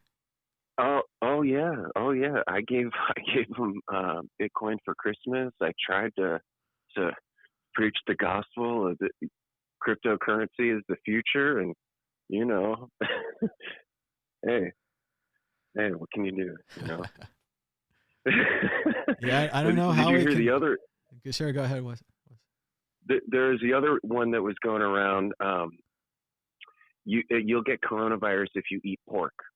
I don't know if you saw that one. It was No, that's crazy. yeah, but the things that come out, I think it's like well, first it's a normalcy bias, right? We've never experienced anything like this before, never, ever, ever. And the other thing is that Same thing people with just don't want Bitcoin. to. So Bitcoin Same and thing this with are Bitcoin, both outside of the normal. I like this. Keep going. and also as just as an ego defense mechanism, right? You go into denial, you try to rationalize things because, well, you don't want to. I mean, it's scary shit. I was freaking out a couple months ago when I saw what they were doing in China. But I came to terms with it. We're all going to have to come to terms with it. You know, we there's no choice. There's no choice. Well, I hate to say it it. helps that you've had that time. I feel like I've had the same thing Right. because I've been watching it really closely since China. And again, I've been hoping for the best. That's why I wasn't out here banging the drums and telling you to go to Costco or whatever. Everyone had to make their own decisions with the information. But I do think, everyone's been a little afraid of this for a while. And the longer you've been afraid, the more you've been paying attention, the more ready you are now. So, Right. And also hindsight is 2020. Even if it would have banged the drum, people wouldn't have listened. It doesn't. You know what I mean? They, like you said, they got to come to their own conclusions. And they wouldn't it's listen sad. on Bitcoin either. And I really feel like I know. and I don't know if anyone knows the history or they go back, but I've been making Bitcoin videos since 2013 with the basic thesis that Bitcoin is good. You should probably buy some. It's pretty good. And hopefully some people it reached them, but a lot of people it didn't. And different other things were tried. Andreas books, Andreas videos, big corporations, all these other things trying to get you to buy Bitcoin and pay attention to this thing.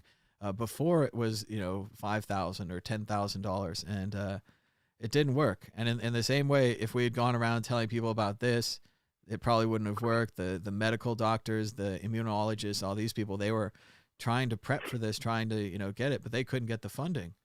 Right. As a society, and we're talking big levels today, possible society change and everything. Maybe we need a society that's better at looking forward and better at seeing these things and reacting to them. So, Oh yeah. so we have this Without a doubt. old government designed 200 years ago, and it was designed to be slow, and it was designed to not be reactive. And maybe given the new problems, we need a new kind of government. So. Yeah, we just can't let them take away our guns. We need them more than ever. Well, it is coming down to that. But even then, if there's a real quarantine, you're not going to be able to stop them with a single gun or even 20 guns or whatever.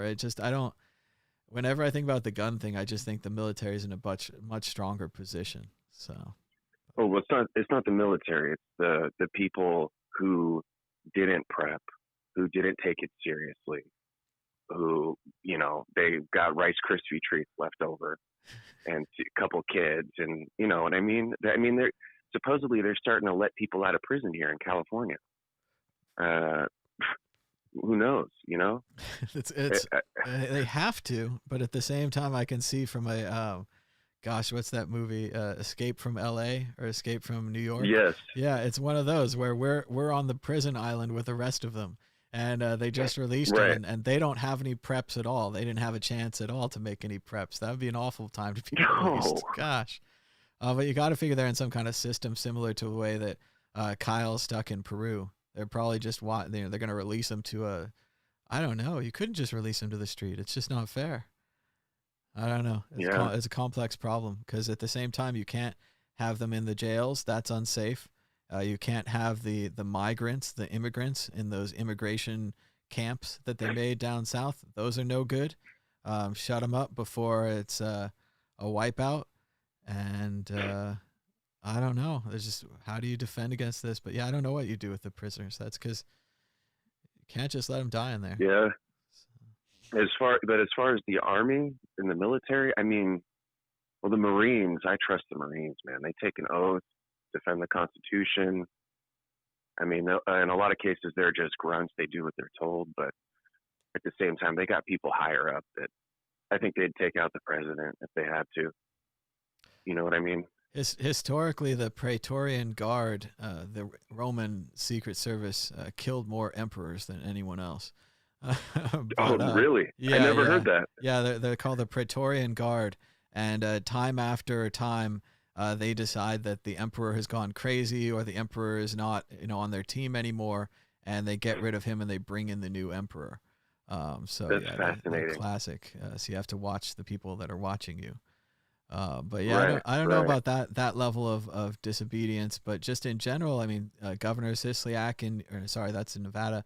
What's his name in New York? Governor Cuomo in New York, yes, has activated the National Guard, and I'm generally against this, but I think this is the military's time to shine. I'm usually let's not invade, let's not bomb, all these kind of things, but the societal help outs when they helped out during the flood in Hurricane Katrina, when the Army Corps engineer people come in and build a levee or these kind of things. That's what I like. I like that stuff. Oh, for sure. Let's do it. They have so much experience with humanitarian aid all over the world. Now's the time. And the World Health Director said it's time to pull out all the stops. Well, and the guy was saying, he was like, we're going to mobilize them. We should be mobilizing them tonight. We shouldn't be waiting a day. We shouldn't be waiting till if they're going to build new hospitals or portable hospitals, let's start building them now. Let's get more workers on it. We looked at China and their totalitarian top-down thing, and we saw that they were building hospitals, and the media mocked them. They mocked the Chinese hospitals. They mocked them as unsafe and no building codes, and that it wasn't going to work, and that it was a bad idea, and so forth. But those temporary hospitals that they built allowed people to get through the infection without spreading it to their family. So it limited family spread of the disease, which was their number one problem and probably going to be ours too. So it worked. Yep. So we have to now reset our systems and get something that works, like building those big hospitals. And, last night I recommended that we could use the Las Vegas hotels for this. They're all empty. We have airplanes. We could bring people in here. There's also military bases around here. They could land planes at military bases. God. Let's start housing these people. Put them in the hotels, floor by floor. There's so many rooms. Yeah, we've got food here that's going to be thrown out soon. That's in the casinos already. They were going to serve it as room service or food in the casinos. All those stockpiles.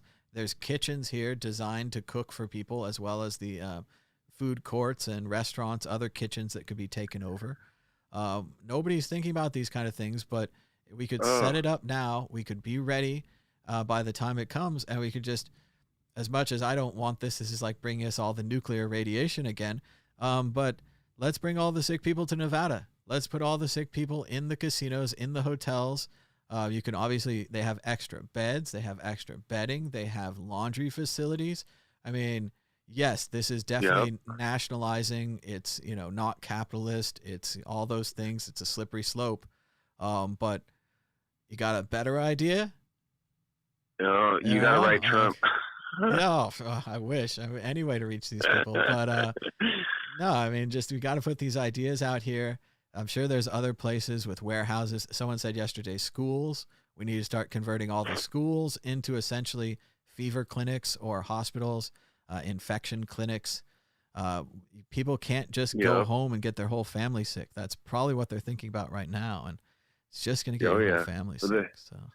There's a classic one, the converted sports arena and all the pandemic movies.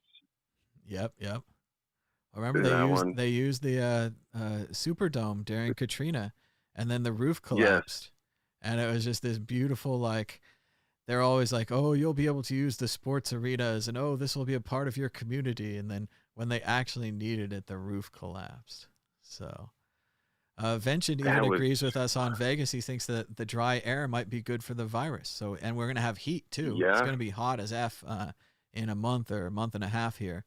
Oh God, it'll become hospital city, just one giant hospital. That would be it. And we already have a lot of hospitals, a lot of medical staff here, not, an infinite amount or whatever, but there's a college or two. I'm sure we could get all those people. Anybody that has 2 years of training, welcome to the force. Right. But how are they going to transport the people though?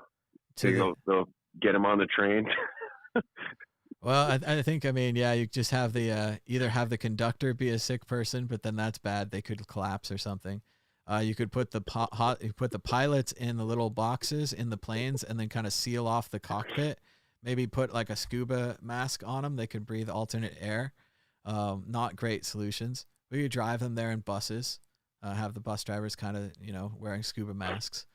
But in general, I just think we need to, think about what China did and have a similar plan.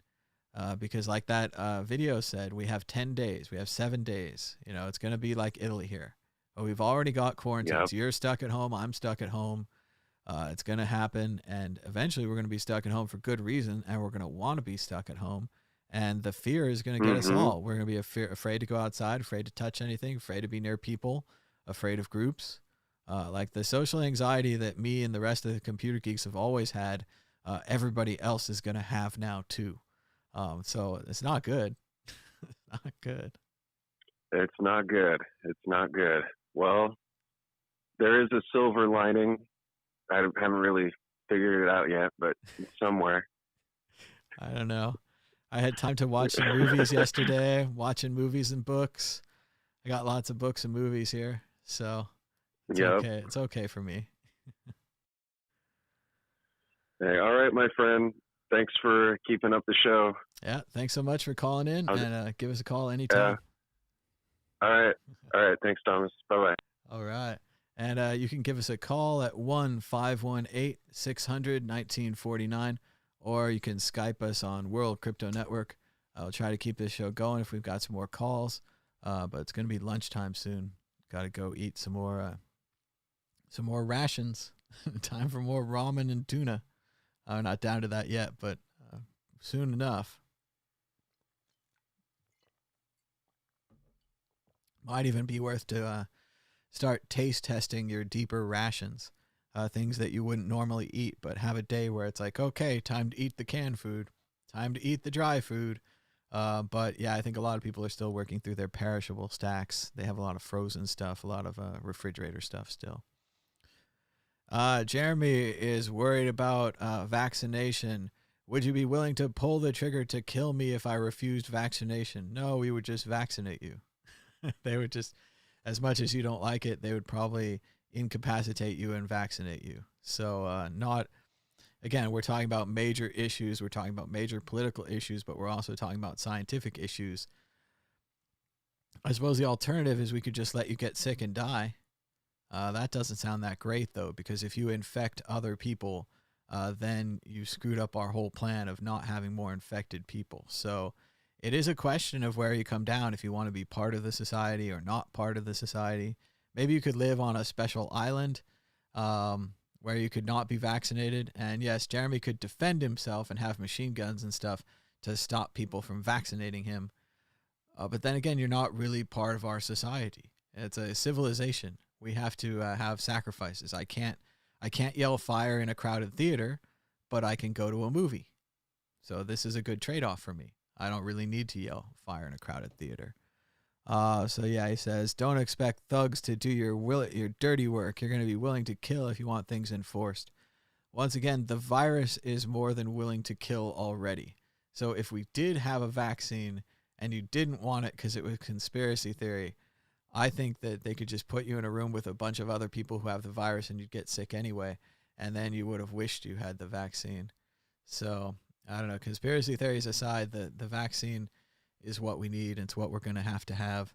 And yes, vaccines are weakened versions of viruses. That's how they work. So it might make some people sick. So yes, vaccines are a conspiracy theory because it's a weakened version of the virus. And what they're really going to be working on, they talked about, I think it had the first human trial today in the US, and everybody's like, yeah, we're going to get it faster. But they're going to spend 6 months to a year and a half trying to get the right combination of virus. If they put, this is just, speculation, but if they put 90% virus in and they make everybody sick, obviously too much virus. If they put 10% virus in and not enough people get the antibodies because they don't get sick, too little virus. There's some kind of sweet spot in there where you get sick enough, but not too sick. And that cures the virus. And that's how vaccines generally work from smallpox on. So Jeremy says he doesn't want to be part of the society. That's the problem. You don't get a choice. You're breathing air right now. That air is connected to all the other air, even outside my window. If you poisoned all that air, we're all dead. So boom, you're connected to us. You can't be. There's that whole thing where you do things by halves and you're like, okay, go half closer, go half closer, go half closer. And you'll never really meet because you keep going by halves. But the whole time there's always air in between you. You're already touching. I'm reaching out through this camera and I'm touching you because we're connected.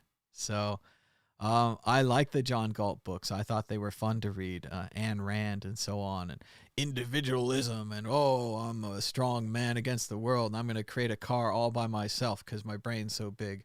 And then I get out to the real world, and it's like, no, a single person doesn't make a car. It's a team effort. A single person doesn't make this bookshelf or even any of these books. These books were all written and then edited by another person and maybe a team of people. And then they worked with the original person. They went back. No man is an island. And this is just becoming more and more true as the virus rips through our society. So in China, they don't have a problem. They eat cats and pigs. No racism. Yes, they're open to eating lots of things, but that might also be our problem. Conspiracy theories aside, the eating of bats and the wet markets where you can sell bats and other strange animals may be part of this problem. So maybe, again, controls on our society, limits on what we're able to do. Maybe there's going to be a limit and a rule against eating bats. And Jeremy's going to have to fight to the death for his right to eat bats and maybe even kill people that try to stop him. So I don't know. It seems unlikely.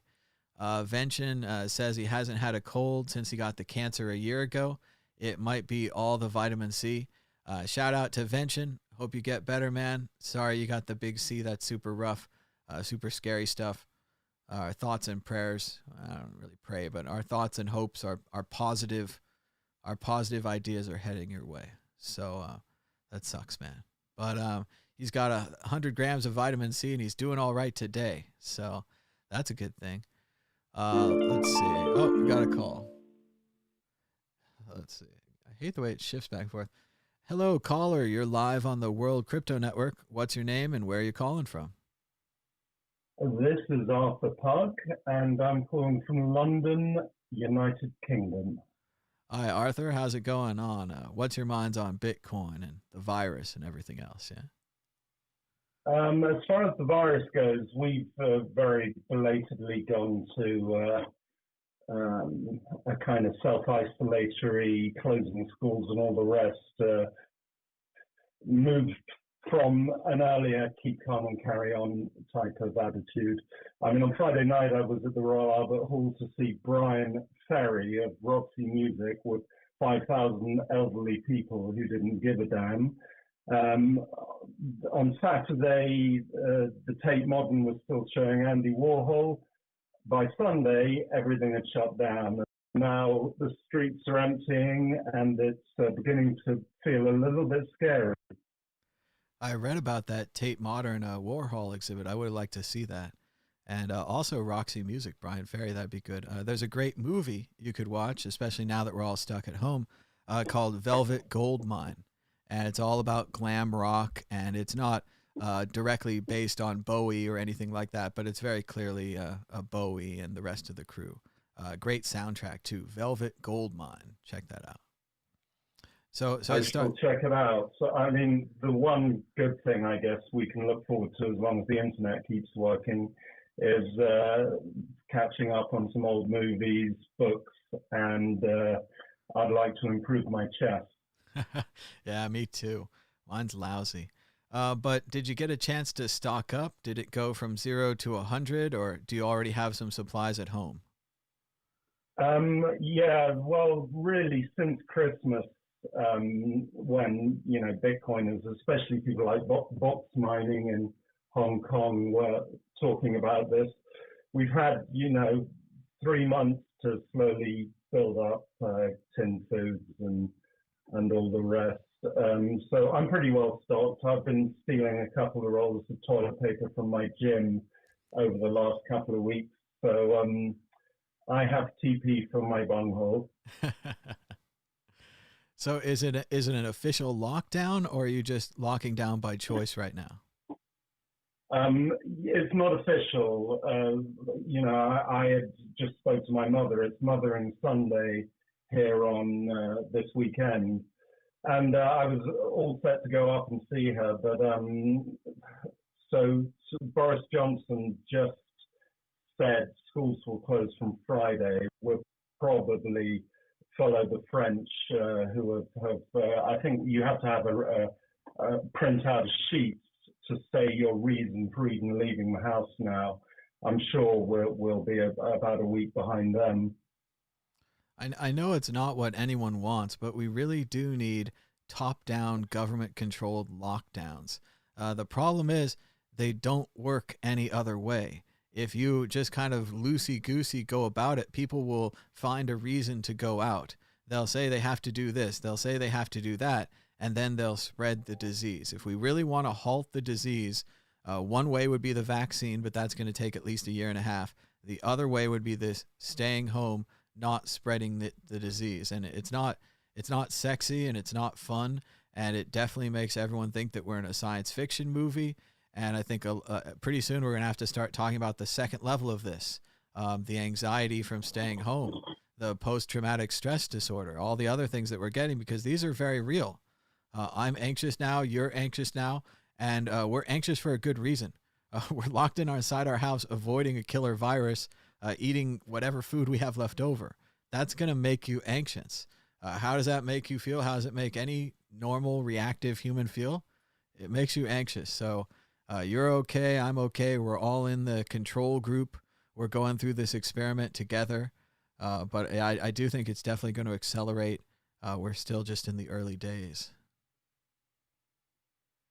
I'm leaning towards your point of view. Originally, I have more sympathy for somebody like Adam Meister, who's been saying, healthy people should still be out working, the economy should be not collapsing, trillions of dollars should not be being printed, zero interest rates should not be at zero, etc., etc. But the trouble is, if ventilators and hospital beds are overwhelmed because people aren't self-isolating, you'll get a situation like in Italy where doctors were having to choose who lived and who died over the last 2 weeks. So I'm certainly warming to the people have to take personal responsibility, although an awful lot of young people are writing this off as a conspiracy theory. Yeah, I watched Adam's 2-minute video this morning. It's gone around the internet pretty well, but I couldn't really agree with him. He was spouting a lot of the "it's not so bad" and "it's a conspiracy," or "you should just go out," or "you should still keep making money," or whatever. And I think we're well beyond that. Sure, it could be a conspiracy theory in the beginning. several of our failings may look like conspiracy theories, but at the core, we just have this incredible virus. It's just great at what it does. And the way to fight it is to stay home. And the way to get people to stay home is government controls. And nobody likes that. But if we want to win, if we want to defeat this virus, that's what we're going to have to do. I was looking over the last weekend at things like little gasoline-powered generators that you can pick up for $150. At least you could run, let's say, I've already got a satellite dish pointed at Sky, which is a television service, and it's the same satellite that's broadcasting the Blockstream blockchain. So with a little powered generator, I figured at least, if things really get bad and we get into Mad Max territory, we could run a node and transact with immunity. Well, at least you could keep Bitcoining. I don't know if we lose power, if we lose internet at this point, we're in kind of another, I refer to it all the time. Maybe it's a great time for you guys to actually read it, but Player Piano by Kurt Vonnegut Jr. It was his first book, and he wrote about how everyone had to stay home because they would just go out and smash the machines. So they'd actually pay people to stay home and watch TV so that they wouldn't smash the machines.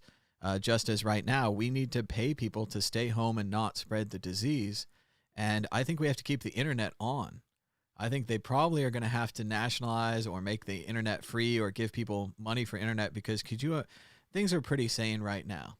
Everybody's at home. They're watching Netflix. You're watching this show. People are watching the news. It's okay. They're passive. They're watching something. If there wasn't anything to watch, if there wasn't anything on Netflix, if you couldn't connect to the internet, I think people would freak out. So we better keep that internet running. Yeah, not me. I mean, I've got one of those. I don't know what you call them. It's like a Kindle, but the non-branded version, and I've torrented literally hundreds of books on composers and Shostakovich and Snowden's book, The Bitcoin Billionaires. All these things I would never usually have time. So let's look on the bright side and stay in touch with ourselves. Yeah, let's start reading those books we didn't have time for, or movies you didn't have time for. I definitely have a lot of physical books here, just in case the internet goes off or the power goes off. You can keep reading. Hopefully you have at least a couple of normal books as well, just in case. Charging the Kindle might be tough in the future. Maybe a good time to charge up all your external batteries. Make sure you're ready in case things go down. Charging your phone could be a problem too. We have like an exercise bike. I don't know. It's too bad it doesn't have USB power just on it or something. You'd have to science it. You'd have to figure it out how you can get the energy from the bike and put it into the battery and so on and so forth. I think I have a little radio charger thing that has a solar panel on it. That might be able to charge a phone. But things like this are suddenly becoming more and more valuable, more and more rare too. Well, I'm Thomas, and I will talk to you again soon, I hope. Well, thanks so much for the call, and give us a call anytime. Stay home and stay safe. Likewise. Right on. All right. And you can give us a call now on Skype at World Crypto Network, all one word, or at 1-518-600-1949. Looks like the chat is pushing back on Jeremy. Jeremy's kind of playing the anti-vaxxer today, which again might even be just devil's advocate, which is a really great way to learn, is to pick an opposite position on something and try to argue it so that you can really understand the positive case. So Jeremy says, just saying it would be crazy out there if no one was left unvaccinated. Who would survive if something went wrong? Wipe out all humans because they were following orders. And that's why I think we need to test the vaccine first. And that's why I think the testing will be so serious on the vaccine. If it could have other problems, if it could spread the disease, I really think that's part of the scientific project of testing these things. Now, if there's a secret conspiracy and they come in at the last minute and they inject all of the fixes with their secret conspiracy. Well, we couldn't figure that out in the testing process. So at a certain point, yeah, secret conspiracy wins anything. But from a scientific perspective, I think they're going to test the vaccine. I think it's going to be safe. I think they're in a hurry, though. So that leads to less good testing, less good methodology. But it's tough. Attack for Alt says, vaccines are tricky stuff. If they use the antigen and it mutates, it might not work. If they use part of the RNA, goodness knows what kind of problems could result. Because, yeah, you could end up making a stronger disease and then spreading it through the vaccine. They're saying if Greta was in charge of vaccines, she'd wipe out 90% of the population to save the planet. I'm not so sure. I don't think that she's a mass murderer. I think she's just saying that people should not fly and people should, not travel as much, and we should try to save the environment. And from her perspective, as a child, her future is pretty much where we're in right now in this kind of quarantine thing. So she's trying to avoid that. These pandemics are also probably related and caused by global warming and so on and so forth, our weakened immune systems, viruses getting stronger, things like this. I really don't think that. So, yeah, Yuval says they test vaccines. They're already doing human trials. He's against forced vaccines. But, yeah, it's the same thing with the forcing people to stay home, martial law, and having the National Guard involved. We do what works. We can try. We've tried before the whole voluntary quarantine, and someone always breaks it. Someone always goes out and they spread the disease, and it doesn't work, and everything negates back to normal. That's just not going to work. So I don't know about voluntary quarantine or voluntary vaccination, and I'm pretty sure most people are going to be desperate and psyched to get this vaccination, even if it is the secret government conspiracy drug that makes everyone into a zombie. At least we'll beat the coronavirus. So, I don't know. They say, you've got to have preps. Vention's got a colloidal silver generator. That's supposed to make you healthy. I don't know much about it. Andy says that he doesn't do what kids tell him to do. There you go. Stand up for yourself. Damn right. Don't do what people tell you to do. Ha. Nonsense. That was going to play. But I think we're heading towards the end of the show here. Thanks so much to everybody for joining us. Looking for the fundraiser, not finding it. Surrealism. We talked about pragmatism, idealism. You can have a colloidal silver generator that you put in a nebulizer and get a cold and breathe a vapor, and it'll knock down your pneumonia. So pretty cool. But thanks so much to everybody for watching. We're still trying to raise funds here at the show. If you want to donate $5-10 in Bitcoin, last week it used to be 10 or $20. Whoop. So it goes. But thanks so much. You can also donate through the YouTube chat, and give us a thumbs up and a share is a great way to donate. Spread the word on Twitter, retweet the message, write an article about it, upload it to Reddit. All of these things are great ways to spread the word about the show. But we had a great time chatting with you this morning. Starting to lose my voice from talking too much. But until next time, bye-bye.